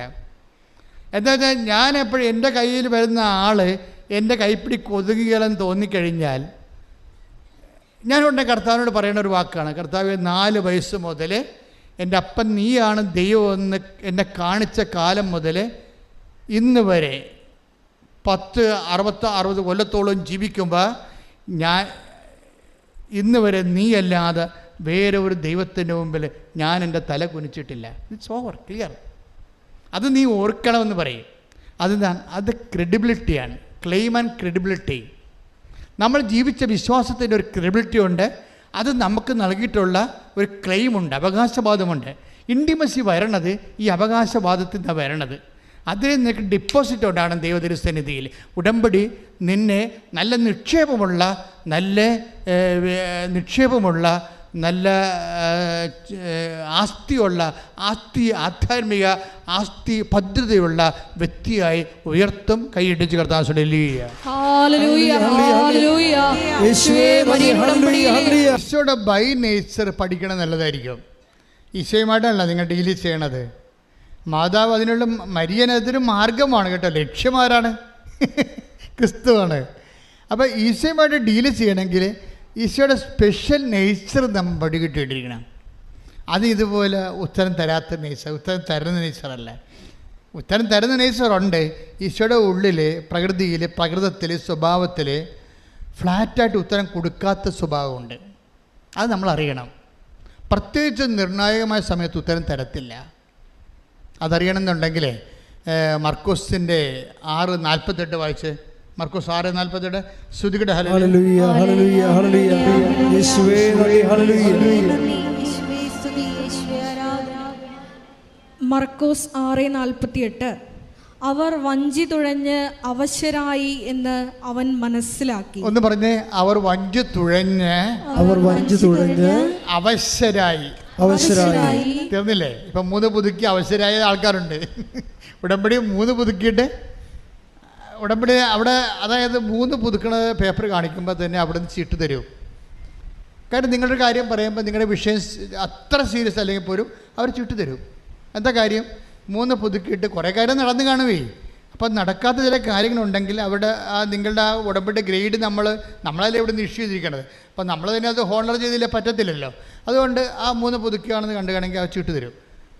ചില വീട് വരുമ്പോൾ വലിയ കാര്യങ്ങളൊന്നും ഉണ്ടാകത്തില്ല, എന്നാൽ തന്നെയും ചില വിഷയം സീരിയസ് ആയിരിക്കും. അപ്പോൾ ഇങ്ങനെ സീരിയസ് ആകുമ്പോൾ ഈ പറഞ്ഞ വഞ്ചി തുഴഞ്ഞ് നമ്മുടെ ജീവിതം അവരെന്താ പറഞ്ഞത്, എന്താ എഴുതിയിരിക്കുന്നത്?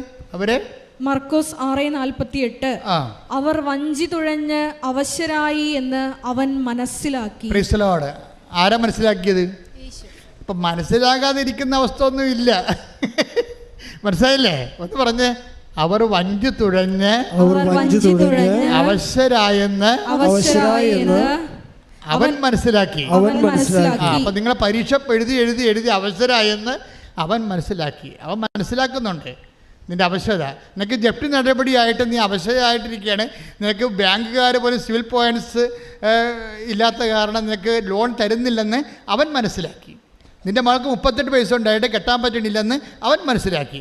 നിൻ്റെ മകൾക്ക് 19 വയസ്സ് കല്യാണം കഴിഞ്ഞ് 19 കൊല്ലമായിട്ട് മക്കളില്ലെന്നും നീ ഈ കാര്യത്തിൽ പ്രാർത്ഥിച്ച അവസ്ഥയാണെന്നും അവൻ മനസ്സിലാക്കി. കൈയിട്ടിച്ച് കിടത്താൻ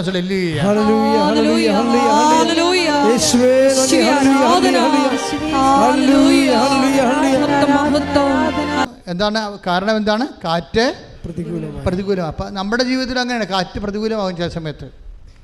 ചില ബന്ധുക്കാരെല്ലാം ഇപ്പം ഈ അവൻ്റെ ആദർശൻ്റെ സാക്ഷ്യം എന്താ? ആദർശന് മര്യാദക്കൊരു ജോലി ഉണ്ടായിരുന്നവനാണേ. മര്യാദക്കൊരു ജോലി ഉണ്ടായിരുന്നതാണ്, അത്യാവശ്യം ശമ്പളം കിട്ടുമായിരുന്നു. അപ്പം അവനാണ് തലയിൽ ജർമ്മൻ പഠിക്കണമെന്നും ജർമ്മനിയിൽ പോകണമെന്ന് തോന്നിയത്. അപ്പോൾ ആ ശമ്പളം ഉണ്ടായിരുന്ന ജോലി, നാട്ടിൽ വലിയ കുഴപ്പമില്ല ജീവിക്കാൻ പറ്റിയ ജോലി ഉണ്ടായിരുന്ന രാജിവെച്ചപ്പോൾ എന്ത് പറ്റി? ബന്ധുക്കൾ, സ്വന്തപ്പെടും നാട്ടുകാർ പിന്നെ പൊട്ട, പോഴ, വിഡ്ഢി എന്നൊക്കെ വിളിച്ച് കാറ്റ് പ്രതികൂലമായിരുന്നു. അതാണ് കർത്താവിൻ്റെ വചനം. ഇപ്പം ചില സമയത്ത് നിങ്ങളുടെ ജീവിതത്തിൽ നിങ്ങൾ ചെയ്ത തെറ്റിനെ നിങ്ങൾ അവശരാകുമ്പോൾ നാട്ടുകാരും വീട്ടുകാരും നിങ്ങളെ പൊട്ടാ, പോഴ, വിഡ്ഢി എന്നൊക്കെ വിളിക്കും. അപ്പം നിങ്ങൾ അവശരാകുന്ന സമയത്ത് തന്നെ നിൻ്റെ സാഹചര്യവും നിൻ്റെ വീട്ടു സാഹചര്യവും നിനക്കെതിരാകും. എന്നിട്ടും തുഴയുന്നവനാണ് അവനിൽ വിശ്വസിക്കുന്നവൻ. കൈയടിച്ച് കർത്താവേ. അപ്പം കാറ്റ് പ്രതികൂലമായിരുന്നു. സാഹചര്യം, ബന്ധുക്കൾ, സ്വന്തപ്പെട്ടവർ, ഭർത്താവ്, ഭാര്യ, കുഞ്ഞുങ്ങൾ എല്ലാവരും ചില സമയത്ത് പ്രതികൂലമാകും. അത് നമ്മുടെ ജീവിതത്തിൻ്റെ അവസ്ഥയാണ്. എങ്കിലും യെറ്റ് ഹി വെൻ്റ് ഓൺ, എന്നിട്ടും നമ്മൾ മുന്നോട്ട് പോകും. എന്താ കാരണം? അടുത്ത വചനം ഇതിനേക്കാൾ കഷ്ടമാണ്. അടുത്ത വചനം വായിച്ചേ. രാത്രിയുടെ 4-ാം യാമത്തിൽ. രാത്രിയുടെ 4-ാം യാമം. രാത്രിക്ക് എത്ര യാമം ഉണ്ടെന്ന് അറിയാമല്ലോ? രാത്രിയുടെ 4-ാം യാമമാണ് ഇത്. എത്രയാണ് വചനം? എത്രയാണിത്? മർക്കോസ് 6:48, 49, 50 വചനങ്ങളിലൂടെയാണ് പോണത്. ഇപ്പം എന്തൊക്കെ പ്രശ്നമുണ്ട്? കാറ്റ് പ്രതികൂലമായിരുന്നു. അപ്പോൾ എന്ത് സംഭവിച്ചു? രാത്രിയുടെ 4-ാം യാമം. ഉടമ്പടി 4-ാമത്തെ പ്രാവശ്യം പുതുക്കുമ്പോഴായിരിക്കും ചിലപ്പോൾ കർത്താവ് വരാൻ പോണത്. മനസ്സിലായില്ലേ? കാര്യം 1-ാം യാമം ഉണ്ട്, അത് 6 തൊട്ട് 9 മണി വരെയാണ്. ഉച്ച കഴിഞ്ഞ് വൈകുന്നേരം യഹൂദൻ്റെ കണക്കാണിത് ബൈബിളിലുള്ളത്. അത് 6 മണി തൊട്ട് രാത്രി 9 മണി വരെയാണ് 1-ാം യാമം. 9 to 12, 12 മണി രാത്രി 2-ാം യാമം. 12 to 3 മണി, വെളുപ്പിന് 3 മണിയാണ് 3-ാം യാമം. 3 മണി തൊട്ട് 6 മണി വരെ നേരം വിളിക്കാനായി.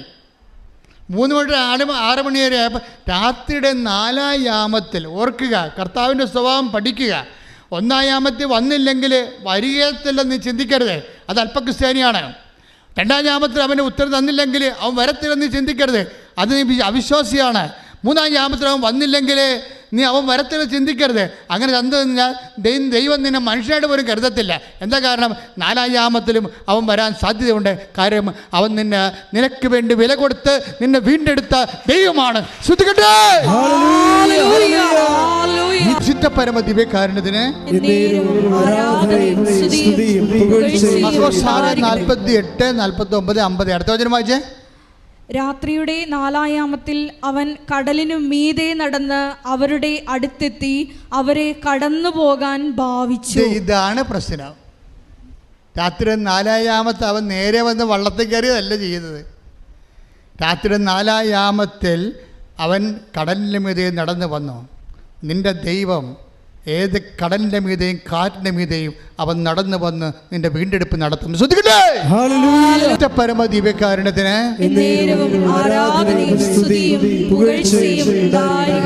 ചിലർക്ക് പറ്റുന്ന അവസ്ഥ എന്താണെന്നറിയാവോ? ഈ 1-ാം യാമത്തിൽ അവരുടെ വിഷയത്തിന് മേൽ ദൈവം കടന്നു വന്നില്ലെങ്കിൽ അവർ സ്റ്റോപ്പ് ചെയ്യും, പ്രാർത്ഥനാ ജീവിതം സ്റ്റോപ്പ് ചെയ്യും, ഉടമ്പടി ജീവിതം സ്റ്റോപ്പ് ചെയ്യും. 2-ാം യാമത്തിൽ വന്നില്ലെങ്കിൽ വേറെ കുറേ ആൾക്കാർ സ്റ്റോപ്പ് ചെയ്യും. 3-ാം യാമത്തിൽ വന്നില്ലെങ്കിൽ അടുത്ത കുറേ ആൾക്കാർ സ്റ്റോപ്പ് ചെയ്യും. ഈ 4-ാം യാമക്കാരാണ് ദൈവത്തിൻ്റെ സ്വന്തം ആൾക്കാർ. ശ്രദ്ധിക്കട്ടെ. ഹല്ലേലൂയ.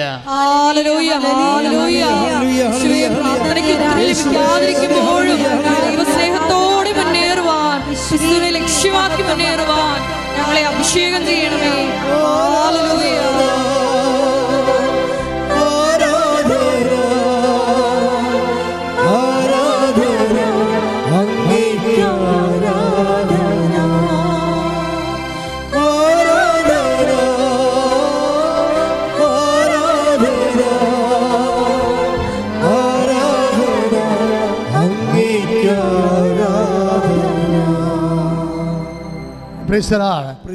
ഈ 4-ാം യാമത്ത് വരുന്ന ഈശോ എന്താ ചെയ്യണത്? ഇത്രയും 3 യാമങ്ങളും പ്രാർത്ഥിച്ച് കഷ്ടപ്പെട്ടും കരഞ്ഞും കൂവിയും ഈ മനുഷ്യൻ കാത്തിരിക്കുമ്പോൾ നേരെ വന്ന് വള്ളത്തെ കയറേണ്ടതല്ലേ ചെയ്യേണ്ടത്? കേണില്ല. എന്താ ചെയ്യണത്? അവരെ കടന്നു പോകാൻ ഭാവിച്ചു.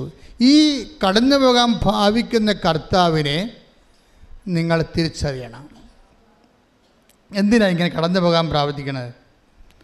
അതായത് ഈ മനുഷ്യർ അവൻ്റെ റിസ്കിലും വിശ്വാസത്തിലും അവൻ്റെ പ്രത്യാശയത്തിലും ദൈവസ്നേഹത്തിലും ഈശോയെ ക്ഷണിക്കണം.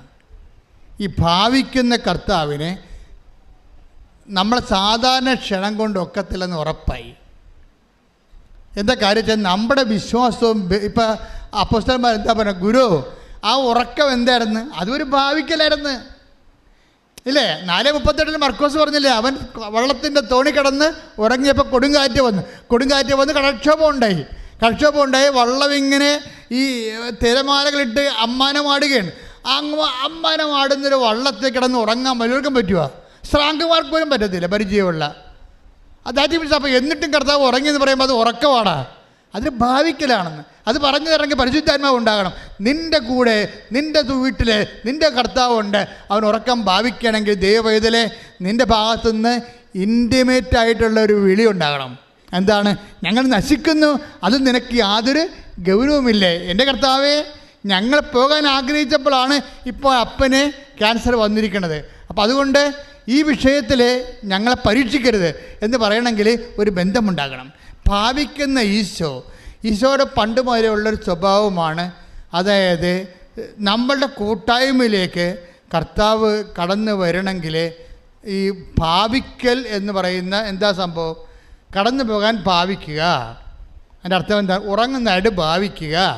ഇങ്ങനെ വരുമ്പോൾ എന്താ സംഭവിക്കണത്? നമ്മൾക്ക് നെറ്റ് ഇഫക്റ്റിൽ പ്രാർത്ഥന കേൾക്കുന്നില്ല എന്നുള്ള ഇഫക്റ്റാണ് ഉള്ളത്. അറിയാമല്ലോ. ദൈവത്തിന് ഭാവിക്കലാണത്. നമ്മളെ പറ്റിക്കണതാണ്, കളിപ്പിക്കണതാണ്. പക്ഷെ നമ്മുടെ അവസ്ഥ എന്താണ്? നമ്മുടെ വിസ പ്രോസസ് നടക്കണില്ല, PR കിട്ടണില്ല, ഇപ്പം തന്നെ ജപ്തിക്ക് ഓർഡർ വന്ന് നമ്മൾ അനുഭവിക്കുന്നത് ഭയങ്കരമായ സങ്കടങ്ങളാണ് അനുഭവിക്കുന്നത്.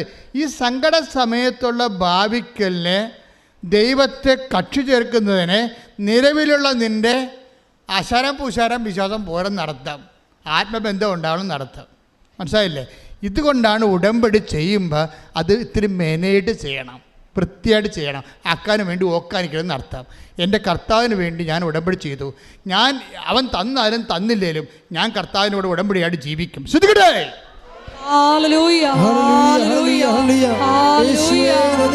അടയാളങ്ങൾ കാണാത്തപ്പോഴും വിശ്വാസം പ്രഖ്യാപിച്ചുകൊണ്ട് ജീവിക്കുവാൻ ഈ ആരാധനയിലൂടെ ഞങ്ങളെ അഭിഷേകം ചെയ്യണമേ. പരിശുദ്ധ പരമ ദിവ്യകാരുണ്യത്തിന് അപ്പോൾ നിങ്ങൾ എന്നോട് ചോദിക്കും, എന്ത് ചോദിക്കും?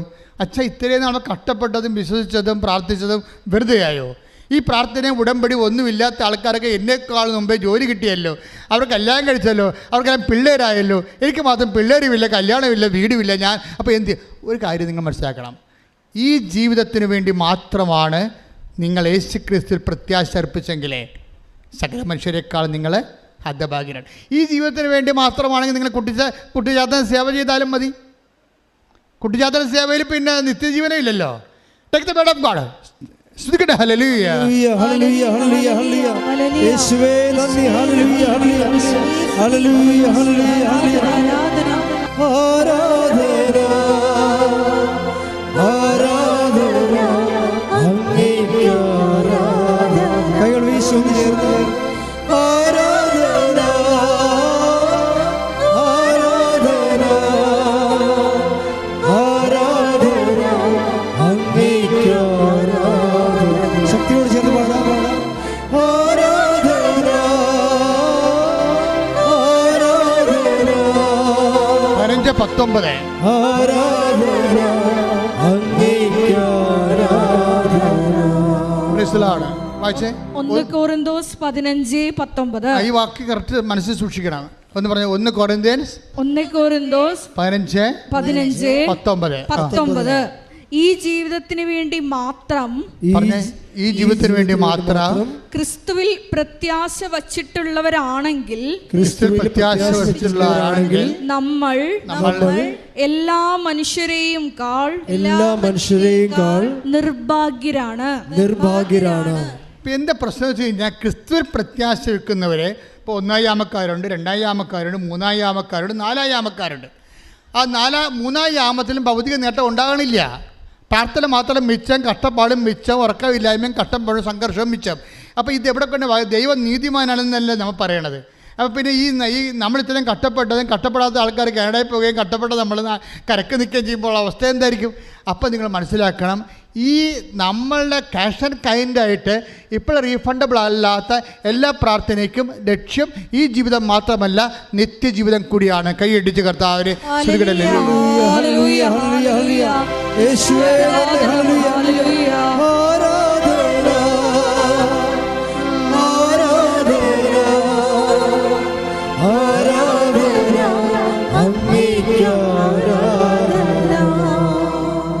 പരിശുദ്ധ പരമ ദിവ്യകാരുണ്യത്തിന്.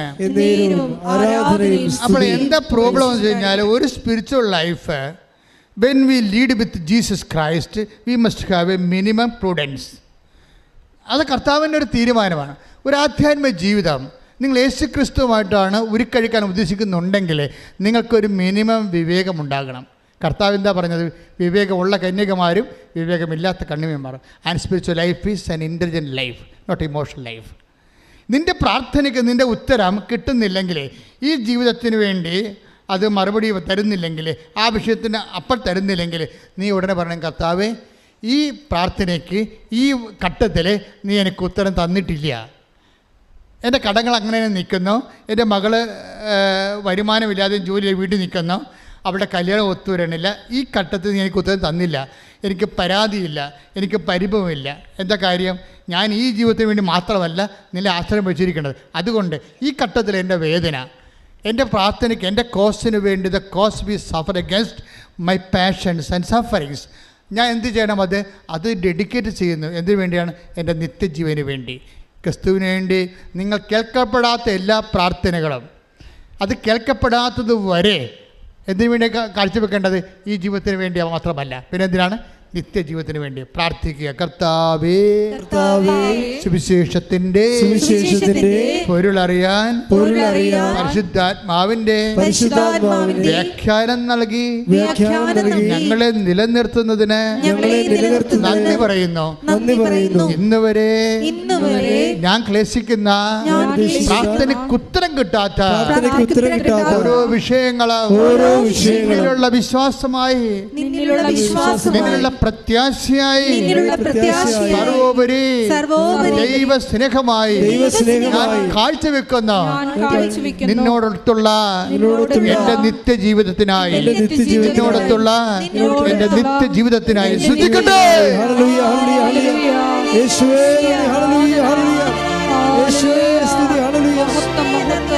അപ്പം ഭാവിക്കുന്ന ഈശോയാണ് നമ്മൾ കാണുന്നത് അല്ലേ?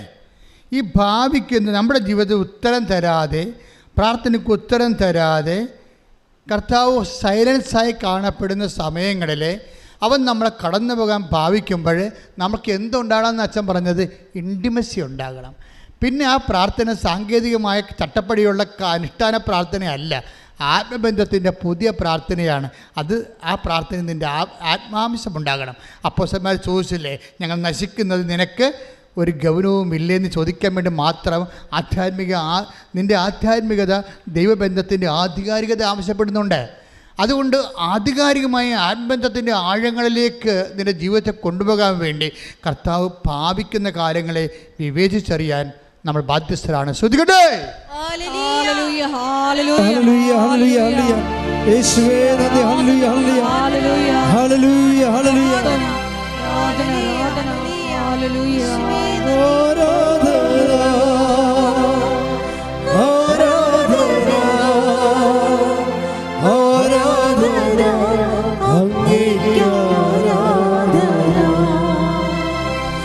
ആരാധന, ആരാധന,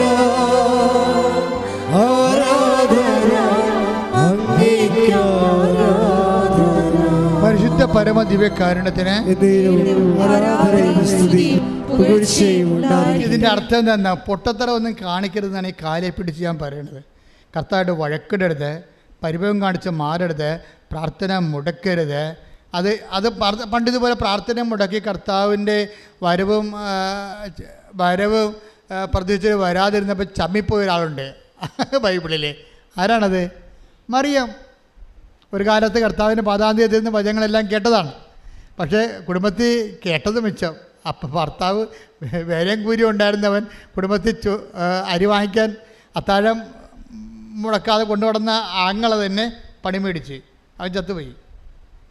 അവൻ ചത്തത് ആ ക്ഷീണമായപ്പോൾ തന്നെ മാർത്ത ആളെ വിട്ടാണ് വന്നില്ല.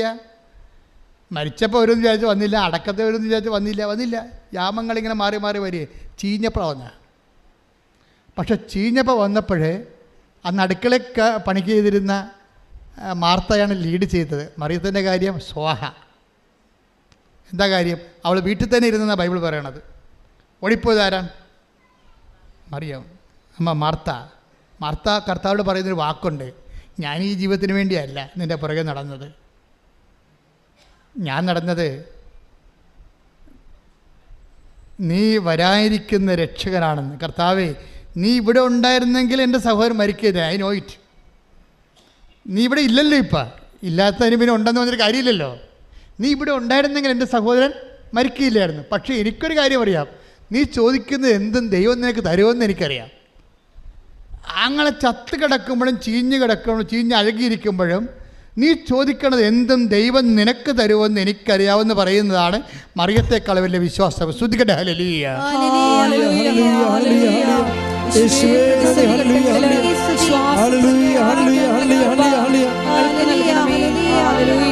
അവളോട്, ആ മാർത്തായോട് ഈശോ പറയുന്നൊരു ഉത്തരമുണ്ട്. എന്താ പറയണത്? നിന്റെ സഹോദരൻ ഉയർത്തെഴുന്നേൽക്കും. അപ്പോൾ അതിനും തിരിച്ച് മാർത്ത പറയുന്ന ഉത്തരവുണ്ട്. എന്താണ്? അന്തിമനാളിൽ പുനരുദ്ധാന ഘട്ടത്തിൽ, അല്ലാതെ ഈ ജീവിതത്തിലല്ല, അന്തിമനാളിൽ പുനരുദ്ധാന ഘട്ടത്തിൽ അവൻ ഉയർത്തെഴുന്നേൽക്കുമെന്ന് എനിക്കറിയാം. അപ്പോൾ ഈശോ പറയുന്ന ഉത്തരവുണ്ട്. എന്താണ്? ഞാനാണ് പുനരുദ്ധാനവും ജീവനും. എൻ്റെ ദൈവമേ, ഞാനാണ് പുനരുദ്ധാനവും ജീവനും വന്ന് എന്നോടും നിന്നോടും ഈശോ ഇന്നും പറയുമ്പോൾ ഓർക്കണം. പറയാതെ പറഞ്ഞ സമയങ്ങൾ ഈശോ നമ്മുടെ പ്രാർത്ഥനയ്ക്ക് ഉത്തരം കാണിക്കാതെ നടന്നു പോകുന്ന, ആ ഉത്തരം നൽകാതെ നമ്മൾ ഭാവിച്ചുകൊണ്ട് കടന്നു പോകുന്ന സമയങ്ങളാണ്.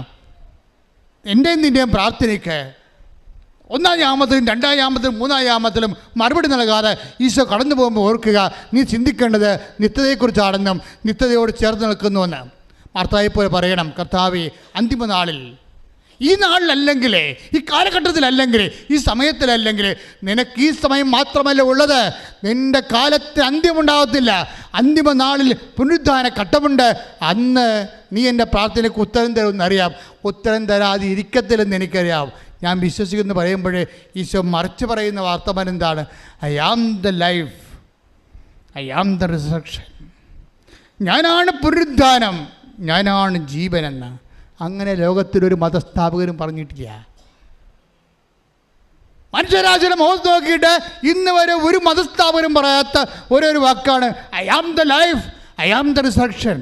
ഞാനാണ് ജീവൻ, ഞാനാണ് പുനരുദ്ധാനമെങ്കിൽ ആ ക്രിസ്തുവിൽ വിശ്വസിക്കുന്ന നിനക്ക് ഈ താൽക്കാലികമായ കാലഘട്ടത്തിൽ പ്രാർത്ഥനയ്ക്ക് ഉത്തരം ലഭിച്ചില്ലെങ്കിൽ പ്രാർത്ഥനയ്ക്ക് ഉത്തരം തരികയില്ല എന്നല്ല.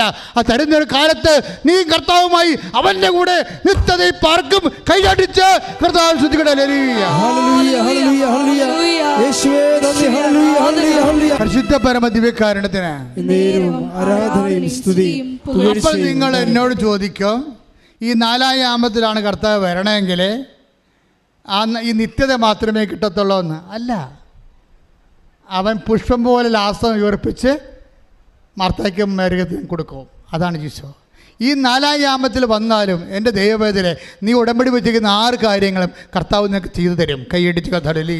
ഹല്ലേലൂയ ഹല്ലേലൂയ ഹല്ലേലൂയ യേശുവേ നന്ദി ഹല്ലേലൂയ ഹല്ലേലൂയ ആരാധന ആരാധന പരിശുദ്ധ പരമ ദിവ്യകാരുണ്യത്തിന് നേരവും ആരാധനയും സ്തുതിയും പുകഴ്ചയും ഉണ്ടാകട്ടെ. എന്നിലൂടെ കർത്താവ് ഇത്രേ പറഞ്ഞിട്ടുള്ളൂ. കർത്താവിൻ്റെ ഒരു ഹിഡൻ ആയിട്ടുള്ള ഒരു ബിഹേവിയറാണ് എങ്ങനെ കടന്നു പോകാൻ ഭാവിക്കണത്. നമുക്ക് വേണമെങ്കിൽ 24 വായിക്കാം. 24 വായിച്ചോളൂ. ലുക്ക 24:28. ശ്രുതികട്ടെ. ഹല്ലേലൂയ ഹല്ലേലൂയ ഹല്ലേലൂയ ഹല്ലേലൂയ ഹല്ലേലൂയ യേശുവേ നന്ദി ഹല്ലേലൂയ ഹല്ലേലൂയ. ലൂക്ക 24:28. ലുക്ക 24:28. അവർ എത്തേണ്ടിയിരുന്ന ഗ്രാമത്തോടടുത്ത് എമ്മാവസിലേക്ക് പോകണ ശിഷ്യന്മാരെ കുറിച്ച് പറയണം കേട്ടോ. കർത്താവ് മരിച്ചു കഴിഞ്ഞു. കൂടെ ഉണ്ടായിരുന്ന മർക്കോസ് വരെ തുണിയില്ലാതെ ഓടിക്കളഞ്ഞു. പത്രോസ് കഴുകി പീലാത്തോസ് കൈ കഴുകി. പത്രോസ് കർത്താവിനെ തള്ളിപ്പറഞ്ഞു. അപ്പോസ്തലന്മാരൊക്കെ സ്ഥലം വിട്ടു. ആരുമില്ലാണ്ടായി. ക്ലയോഫാസ് നാട് വിട്ടുപോയി. അതാണ് ക്ലയോഫാസ്. ഇപ്പോൾ ഉണ്ടായിരുന്ന ശിഷ്യനാണ്. ക്ലയോഫാസിൻ്റെ ഭാര്യ കുരിശിനെ ഇവിടെ ഉണ്ടായിരുന്നത്. ഇത് വെള്ളിയാഴ്ച പെണ്ണുമ്പോൾ അവിടെ തന്നെ താമസിക്കാൻ തുടങ്ങി തീരുമാനിച്ച കാരണം ഭർത്താവ് ഡൈവേഴ്സായി പോവുകയാണ്. അയാളുടെ നാട്ടിലോട്ട് പോവുകയാണ്. എമ്മാവസിലേക്ക് പോവുകയാണ് ക്ലയോഫാസ്. അങ്ങനെ പോകുന്ന ക്ലയോഫാസ് ഭാര്യയുടെ അക്കൗണ്ടിൽ മാത്രമാണ് ഈ മനുഷ്യനെ തിരക്കി കർത്താവ് പോണത്. ഓർക്കുക ദൈവവേദലെ, നീ ദൈവമായിട്ട് പിന്തിരിഞ്ഞ് പോയാലും ശരി, നിൻ്റെ വൈഫ് കർത്താവുമായിട്ട് ബന്ധമുണ്ടെങ്കിൽ കർത്താവ് നിന്നെ ഏറ്റെടുത്തിരിക്കും. ശ്രുതിക്കട്ടെ. ഹല്ലേലൂയ ഹല്ലേലൂയ യേശുവേ നന്ദി ഹല്ലേലൂയ ഹല്ലേലൂയ ഹല്ലേലൂയ ഹല്ലേലൂയ ഹല്ലേലൂയ ആരാധന ആരാധന ഹല്ലേലൂയ ആരാധന ആരാധന യേശുവേ ആരാധന ആരാധന ആരാധന യേശുവേ ആരാധന. ഈ നാട് വിട്ടു പോകുന്ന ആളിൻ്റെ കൂടെയും ഒരു വഴിയാത്രക്കാരനായി അവന് പ്രശംസ കൊടുക്കുകയാണ്. അതാണ് എമ്മാവസിലെ സംഭവം. വായിച്ചോളൂ ആ ഭാഗങ്ങളൊന്നുകൂടി. ലൂക്ക 24:28. ലുക്ക 24:28. അവർ എത്തേണ്ടിയിരുന്ന ഗ്രാമത്തോടടുത്തു. അവർ എത്തേണ്ടിയിരുന്ന എമ്മാവസിൻ്റെ അടുത്തെന്ന് അർത്ഥം. അവനാകട്ടെ യാത്ര തുടരുകയാണെന്ന് ഭാവിച്ചു. അതേ ഭാവിച്ചു. പിന്നെ അവനാണ്ടല്ലേ അവനാവട്ടെ. ഇത് കയ്യിരിപ്പാണ്. ഇത് കാര്യം മനസ്സിലാക്കാതെ നമ്മൾ മരമറിയാതെ കൊടിയിടരുത്. കർത്താവിൻ്റെ സ്വഭാവങ്ങൾ അറിയണം. അതായത് അത് നിസ്സാര സമയത്തൊന്നുമല്ല ഭാവിക്കണത്. ഇത് കുരിശുമരണം കഴിഞ്ഞ് ഓരോരുത്തന്മാർ കരിയുമ്പോൾ വിരകാൻ കയ്യിലെന്ന് പറഞ്ഞാൽ കയ്യിൽ പോലും ഇല്ലാത്തൊരു കാലമാണ്. എമ്മാവൂസിലേക്ക് ശിഷ്യന്മാർ നാടുവിട്ടു പോവുകയാണ്. അത്രയും ക്ലേശമായ സമയത്തും കർത്താവ് ഭാവിച്ചെന്ന് എഴുതിയിരിക്കണത്. അവരെ കടന്നു പോകാൻ ഭാവിച്ചു. അപ്പോൾ അവരെന്നാ പറയണമെന്ന് നോക്കിയേ. അവർ അവനെ നിർബന്ധിച്ചുകൊണ്ട് പറഞ്ഞു. നിർബന്ധിച്ചു. കണ്ട ഇവിടെ വിഷയം. അവിടെ സാധാരണ വിളിച്ച് കഴിഞ്ഞാൽ തോന്നിയിട്ട് കാര്യമില്ല. നിർബന്ധിക്കണോ? ഇൻറ്റിമസിയുടെ വിഷയം നിർബന്ധമാണ് അവിടെ വരുന്നത്. അവർ അവനെ നിർബന്ധിച്ചുകൊണ്ട്, അവനെ വിളിച്ചോ എന്നല്ല പറയണത്, നിർബന്ധിച്ചുകൊണ്ട്. നമ്മുടെ സൽപ്രവൃത്തികളും നമ്മുടെ പ്രാർത്ഥനകളും നമ്മുടെ മറ്റെല്ലാ വിഷയങ്ങളും മാറ്റിവെച്ചുകൊണ്ട് ഉടമ്പടി സ്വയമായിട്ട് നിങ്ങളെന്താ ചെയ്യണമെന്ന് വെച്ചാൽ 90% കുടുംബകാര്യവും 10% ഉടമ്പടിയായിട്ട് പോയിട്ടാണ് കുഴപ്പമാകണത്. ദൈവത്തെ തോന്നിയിട്ടില്ല നിങ്ങൾ ഉടമ്പടി എടുത്തായിട്ട്. സേവ് ആയിട്ടില്ല. അതാ പ്രശ്നം. കമ്പ്യൂട്ടർ അടിച്ച് കയറുമ്പോൾ DTP ചെയ്യുമ്പോൾ പറയത്തില്ലേ, നമ്മൾ ചെന്ന് ഇപ്പോൾ DTP ചെയ്തിട്ട് നമ്മൾ ചെന്ന് ചോദിക്കുകയാണ്, അതിൻ്റെ കോപ്പി തരാൻ പറയുമ്പോൾ അയ്യോ സോറി അത് സേവ് ആയിട്ടില്ലെന്ന് പറയും. സേവ് ചെയ്യാൻ മറന്നുപോയി. അതുപോലെ നമ്മളെ പ്രാർത്ഥന പലതും ദൈവത്തിൻ്റെ തിരുസേന സേവ് ആയിട്ടില്ല. ഉടമ്പടി പല ആൾക്കാരുടെയും സേവ് ആയിട്ടില്ല ദൈവത്തിൻ്റെ. എന്താ കാര്യം? ഉടമ്പടി 5% ഇൻവെസ്റ്റ് ചെയ്തിരിക്കുന്നത്. ബാക്കി എല്ലാം പഴയതുപോലെ ജീവിക്കണം. നിൻ്റെ ജീവിതം, മറ്റേ കൂട്ടുകാരുടെ ജീവിതവും വീട്ടിലുള്ള കാര്യവും ഉടമ്പടി you are living as if you are not taking ഉടമ്പടി. നിങ്ങൾ ജീവിക്കണത് ഉടമ്പടി എടുത്തിട്ടേ ഇല്ലെന്ന് പറഞ്ഞാൽ ജീവിക്കണത്. അതുകൊണ്ടാണ് സേവ് ചെയ്യാത്തത്. അപ്പോൾ അവരൊന്ന് റീതിങ്ക് ചെയ്യണം. നല്ലതാണ്. ഉടമ്പടി എടുത്തിട്ടുള്ള ആൾക്കാർ, മിടുക്കന്മാരുടെ ആൾക്കാർ ഒത്തിരി യൂട്യൂബിൽ സാക്ഷ്യം പറഞ്ഞിട്ടുണ്ട്. അവരെങ്ങനെയാണ് ഉടമ്പടി ചെയ്തത്? അവർ ഓരോ നിമിഷവും they are beware of their covenant. അവർ ആ ഉടമ്പടിയെക്കുറിച്ച് അവർ വളരെ ആകുലചിത്തരും ശ്രദ്ധയുള്ളവരുമാണ്. അവർ 5 എന്തെല്ലാം പ്രശ്നം ഉണ്ടെന്ന് പറഞ്ഞാൽ നിങ്ങൾക്കറിയാവില്ല. നിങ്ങൾക്കൊരു ഉണർവുണ്ടെങ്കിൽ കർത്താവിനൊരു 9 ഉണർവുണ്ടാവും. നിങ്ങൾക്ക് ഒരു ഉണർവുണ്ടായ കർത്താവിന് 9 ഉണർവുണ്ടാവും. കഴിഞ്ഞ ദിവസങ്ങൾ ഒരു മോളെ വയനാട്ടിൽ നിന്ന് കൃപാസനത്തിൽ വരികയാണ്. എന്തിനാണെന്നറിയാവോ? അവളുടെ വിഷയം ഞാൻ മറന്നുപോയി, പക്ഷേ നല്ല സാക്ഷ്യമാണത്.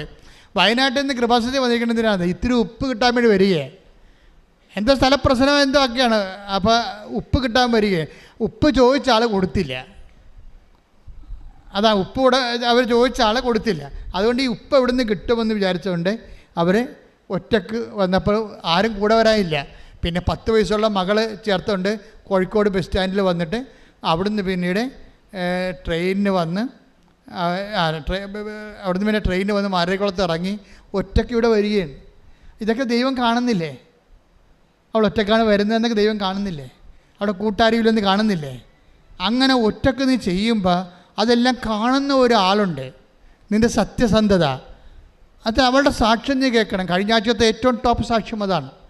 ദൈവത്തിൻ്റെ സാന്നിധ്യം നേരിട്ട് അനുഭവിക്കുന്ന സാക്ഷ്യമാണ്.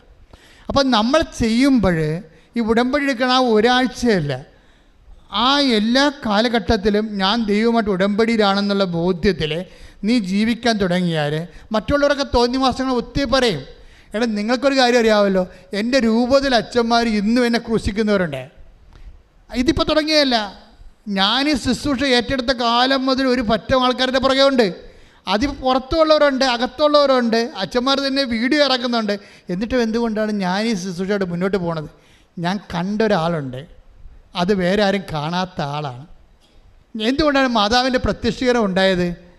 ചുമ്മാ ഉണ്ടായതാണ്? അല്ല, ഒരു ജീവിതമുണ്ട്, ജീവിച്ച് തീർത്ത, പട്ടം കിട്ടിയ കാലം മുതൽ ഇന്ന് വരെ ജീവിച്ച് തീർത്ത ഒരു ജീവിതമുണ്ട്. അതുകൊണ്ട് എനിക്കറിയാം ആർക്കും പ്രതിരോധിക്കാൻ പറ്റത്തില്ല. എന്താ കാര്യം? സത്യത്തെ പ്രതിരോധിക്കാൻ ആർക്ക് കഴിയും? നുണയ്ക്ക് കഴിയാൻ പറ്റുമോ? എന്തെല്ലാം നുണപ്രചരണങ്ങൾ, എന്തുമാത്രം വീഡിയോകളൊക്കെ ഓരോ സ്ഥലത്തു നിന്നൊക്കെ കൃപാസനത്തിനെതിരെ വരുമ്പോഴും ഞാൻ ചിരിച്ച് തള്ളിക്കളയും. എന്താ കാരണം വെച്ച് കഴിഞ്ഞാൽ ഞാൻ എപ്പോഴും പറയും, എന്താ പ്രശ്നം? സാക്ഷ്യമാണ് സത്യം, അല്ലാതെ ആശയമല്ല. ഇത് inevitable defeat of the ideal by the real എന്ന് വെച്ചാൽ അർത്ഥം എന്താ? ഞാൻ എൻ്റെ മനസ്സിൽ കൊടുക്കുന്ന ജീവിതത്തിൻ്റെ തത്വമാണ്. എന്താണ്? Inevitable defeat of the ideal. എപ്പോഴായാലും അനിവാര്യമായിട്ട് ആശയങ്ങൾ തോൽക്കപ്പെടുകയും എന്തു ചെയ്യും? By the real. യാഥാർത്ഥ്യങ്ങൾ ആശയങ്ങളെ തോൽപ്പിക്കും. യാഥാർത്ഥ്യം എന്താണ്? യേശുക്രിസ്തു ഇന്നും ജീവിക്കുന്നു എന്നുള്ള ആദ്യ യാഥാർത്ഥ്യം. തെളിവെന്താണ്? ഓരോ മനുഷ്യൻ ഒറ്റ ദിവസം കൊണ്ട്, ഒറ്റ ആഴ്ച കൊണ്ട് അവൻ്റെ പാപങ്ങൾ ഉപേക്ഷിച്ചുകൊണ്ട്, അവൻ വിശുദ്ധീകരിക്കപ്പെട്ടുകൊണ്ട്, മനുഷ്യ സമൂഹത്തിന് വേണ്ടി പുനഃസമർപ്പണം ചെയ്തുകൊണ്ട് ദൈവനാമത്തെ അമഹത്വപ്പെടുന്ന സാക്ഷ്യത്തിൻ്റെ ഒരു ചരിത്രമാണ് കഴിഞ്ഞ 36 കൊല്ലത്തെ കൃപാസന ചരിത്രമെങ്കിൽ ആ ചരിത്രം ഇനി അപ്രതിരോധിതമായിട്ട് ആർക്കും തടുക്കാനാവാത്ത വിധത്തിൽ മുന്നോട്ട് കൊണ്ടുപോകുന്നത് ഞാനല്ല. എന്താണ്? എന്നെ വിളിച്ച ദൈവവും ആ ദൈവം അയച്ച പരിശുദ്ധ അമ്മയുമാണ്. കൈയടിച്ച് കർത്താവ്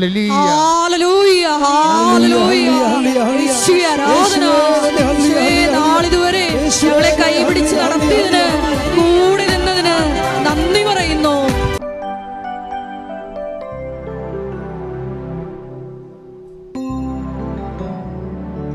എൻ്റെ മക്കളെ, രോഗമുള്ളവരെ, ഇവിടെ തീർത്ഥാടനത്തിൽ നിൽക്കുന്നവര്, മാതാവിൻ്റെ മുമ്പിൽ നിൽക്കുന്നവരും ഓൺലൈനിൽ മാതാവിൻ്റെ മുമ്പിൽ നിൽക്കുന്നവരും രോഗമുള്ളിടത്ത് കൈകൾ വെക്കുക.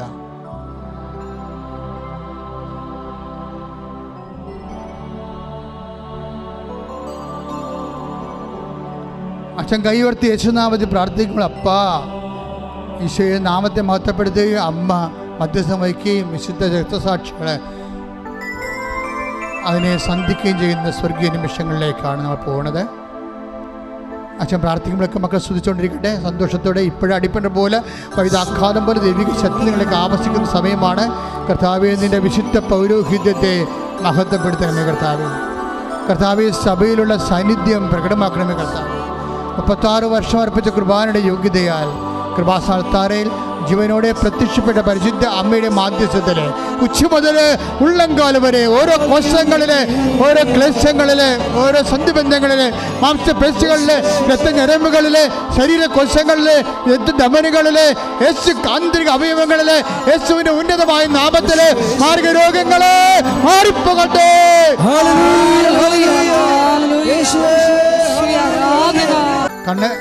കൈ നെഞ്ചത്ത് വെച്ചുകൊണ്ട് അൾത്താരയിൽ എഴുന്നള്ളിരിക്കുന്ന ഈശോയെ നോക്കിക്കൊണ്ട് പ്രാർത്ഥിക്കേണ്ട സമയമാണ്. അച്ഛൻ പ്രാർത്ഥിക്കാൻ പോകുന്ന വിഷയങ്ങൾ രോഗികളായി കിടപ്പിലായി പോയവര്, അവരെ അടിപ്പിടർ പോലെ വൈതാഖാലം ദൈവികമായ ശക്തി അവരിലേക്ക് ആവസിക്കുന്നതിന് വേണ്ടി പ്രാർത്ഥിക്കാൻ പോകുന്ന മക്കളില്ലാത്തവര്, ഗർഭനാളികൾ ശോഷിച്ചു പോയവര്, ഗർഭം ഉണ്ടായിട്ട് അത് കട്ട് ചെയ്ത് കളഞ്ഞവര്, ബീജത്തിന് ഓട്ടമില്ലാത്തവര്, കൗണ്ടില്ലാത്തവര്, അവരെല്ലാം സമർപ്പിച്ച് പ്രാർത്ഥിക്കുന്ന സമയമാണ്. വിഷജന്തുക്കൾ കുത്തുകയോ ഒക്കെ ചെയ്തതിൻ്റെ പേരിൽ, രക്തത്തിൽ വിഷം കയറിയതിൻ്റെ പേരിൽ രോഗങ്ങൾ വിട്ടുമാറാത്തവര്, കർത്താവിൻ്റെ വിശുദ്ധമായ രക്തം അവരുടെ ശരീരത്തിലേക്ക് പ്രവഹിക്കുന്നതിന് വേണ്ടി പ്രാർത്ഥിക്കുന്ന സമയമാണ്. വാരിപ്പറ്റുകൾ സൂക്ഷിക്കുന്നവരെ, അസ്ഥി സൂക്ഷിക്കുന്നവർ, അസ്ഥി ഉരുക്കമുള്ളവർ, PCOD രോഗികൾ, അതുപോലെ RSS രോഗികൾ, കുടൽ രോഗികൾ, എല്ലാവർക്കും വേണ്ടി സമയമാണ്. കരൾ രോഗികൾ, ശ്വാസകോശ രോഗികൾ, കിഡ്നി രോഗികൾ, അതുപോലെ തന്നെ തൈറോയ്ഡ് രോഗികൾ, ബ്രെയിൻ അസുഖമുള്ളവർ, ഹൃദയത്തിൻ്റെ രോഗമുള്ളവർ, വെരിക്കോസിൻ്റെ അസുഖമുള്ളവർ, എല്ലാവരെയും സ്തുതിക്കട്ടെ. ലലിയ കർത്താവ്, നിൻ്റെ ഉന്നതമായ നാമത്തിന് സ്വന്തം ചെയ്യുന്ന കർത്താവ്, നിൻ്റെ വിശുദ്ധ പൗരോഹിത്യത്തെ മഹത്വപ്പെടുന്ന കർത്താവ്, സഭയിലുള്ള സാന്നിധ്യം പ്രകടമാക്കണം കർത്താവ്. അമ്മയെ പരിശുദ്ധമ്മ ദേവമാതാവേ, എല്ലാ മക്കൾക്ക് വേണ്ടി മധ്യസ്ഥം പ്രാർത്ഥിക്കണമേ. എൻ്റെ കർത്താവിൻ്റെ ഉന്നതമായ നാമത്തിൽ, സഭയുടെ അധികാരത്തിൽ, കുരിശിൻ്റെ അടയാളത്തിൽ, ദൈവശക്തിയാൽ മാരകരോഗങ്ങൾ, തീരാവ്യാധികൾ യേശുവിൻ്റെ നാമത്തിൽ മാറിപ്പോകട്ടെ.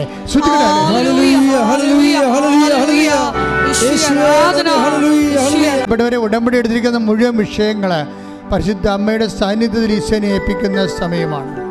ഉടമ്പടി വിഷയങ്ങളെന്ന് പറയുമ്പോൾ ജോലിയില്ലാത്തവർ, വിസ പ്രോസസ്സിലിരിക്കുന്നവർ, ഓഫർ ലെറ്റർ വന്നിട്ട് പോകാൻ പറ്റാത്തവർ, സാമ്പത്തികമായിട്ട് ലോൺ കിട്ടാത്തവർ, വീട് വിൽക്കാനുള്ളവർ, സ്ഥലം വിൽക്കാനുള്ളവർ, വാങ്ങാനുള്ളവർ, വഴിയില്ലാത്തവർ, പഠനത്തിന് പ്രയാസമുള്ളവർ, പഠിക്കാൻ പറ്റാത്തവർ, പരീക്ഷ തോക്കുന്നവർ, വീണ്ടും പരീക്ഷ എഴുതാൻ പോകുന്നവർ, വിവാഹം ഒത്തുവരാത്തവർ, അവരെല്ലാവരും സമർപ്പിച്ച് പ്രാർത്ഥിക്കുന്ന സമയമാണ്. കർത്താവെ, അങ്ങയുടെ മക്കളെ ഇപ്പോഴ് കണ്ണീരോടെ ഓരോ വിഷയങ്ങൾ സമർപ്പിച്ചുകൊണ്ട് പ്രാർത്ഥിക്കുന്നു. കർത്താവെ, നിൻ്റെ വിശുദ്ധ പൗരോഹിത്യത്തെ മഹത്വപ്പെടുത്തണമേ. കർത്താവെ, നിൻ്റെ തിരുമുറുപാട് നാണിപ്പെടുത്താവുന്ന വലതുകരം ഓരോ മക്കളുടെ വിഷയങ്ങളിൽ അങ്ങ് വയ്ക്കണമെന്ന് പ്രാർത്ഥിക്കുന്നു. എല്ലാ സ്ഥലങ്ങളും, വിട്ടുമാറാത്ത സ്ഥലങ്ങളിൽ കർത്താവിൻ്റെ വിശുദ്ധ രക്തം പ്രവഹിക്കട്ടെ എന്ന് പ്രാർത്ഥിക്കുന്നു. വിട്ടുമാറാത്ത വേദനകൾ, രോഗങ്ങൾ, അതുപോലെ തന്നെ നമ്മുടെ സ്വന്തം കഴിവ് കൊണ്ട് ഇനി ഈ വിഷയം പരിഹരിക്കാൻ പറ്റത്തില്ലെന്ന് തോന്നുന്ന വിവിധ വിഷയങ്ങൾ ഇപ്പോൾ പരിശുദ്ധ അമ്മയുടെ മാധ്യസ്ഥ ഈശോയ്ക്ക് സമർപ്പിക്കുന്നു. കർത്താവിൻ്റെ കരുണ മക്കളിലേക്ക് ചൊരിയട്ടെ. കർത്താവേ, എല്ലാ തരത്തിലും എല്ലാ സ്ഥാവര ജംഗമ വസ്തുക്കൾ നശിച്ചു പോയവർ, നഷ്ടപ്പെട്ടവർ, അന്യാധീനപ്പെട്ടവർ, കിട്ടാൻ നിവൃത്തിയില്ലാത്തവർ, കൊടുത്തു പോയിട്ട് കിട്ടാൻ നിവൃത്തിയില്ലാത്തവരെല്ലാം സമർപ്പിച്ച് പ്രാർത്ഥിക്കുന്നു. കർത്താവ്, ദൈവത്തിൻ്റെ കരുണ മക്കളിലേക്ക് ആവശ്യിക്കട്ടെ.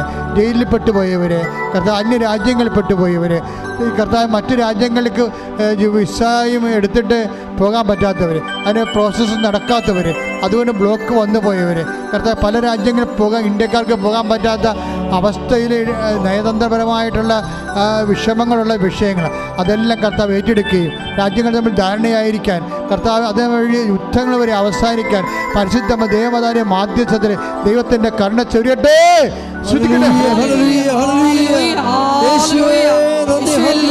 ദുരിതങ്ങളെ ഏറ്റെടുക്കണമേ എന്ന് പ്രാർത്ഥിക്കുന്നു.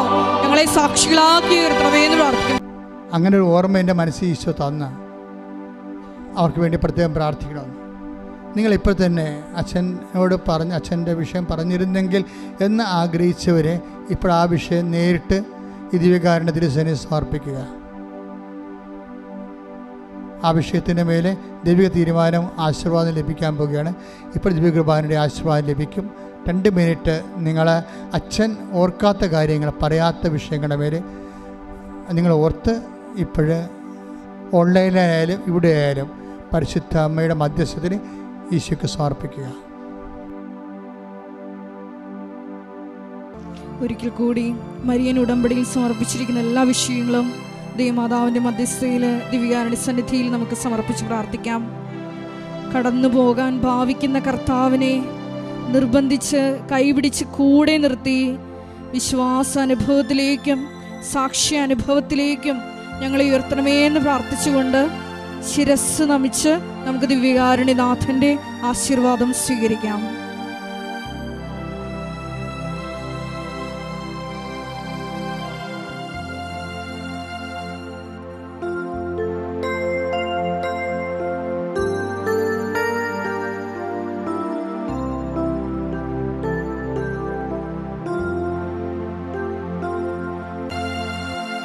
പരിശുദ്ധ പരമമാ ദിവ്യകാരുണ്യമേ, എന്നും അങ്ങേക്ക് ആരാധന. പരിശുദ്ധ പരമമാ ദിവ്യകാരുണ്യമേ, എന്നും അങ്ങേക്ക് പരിശുദ്ധ പരമമാ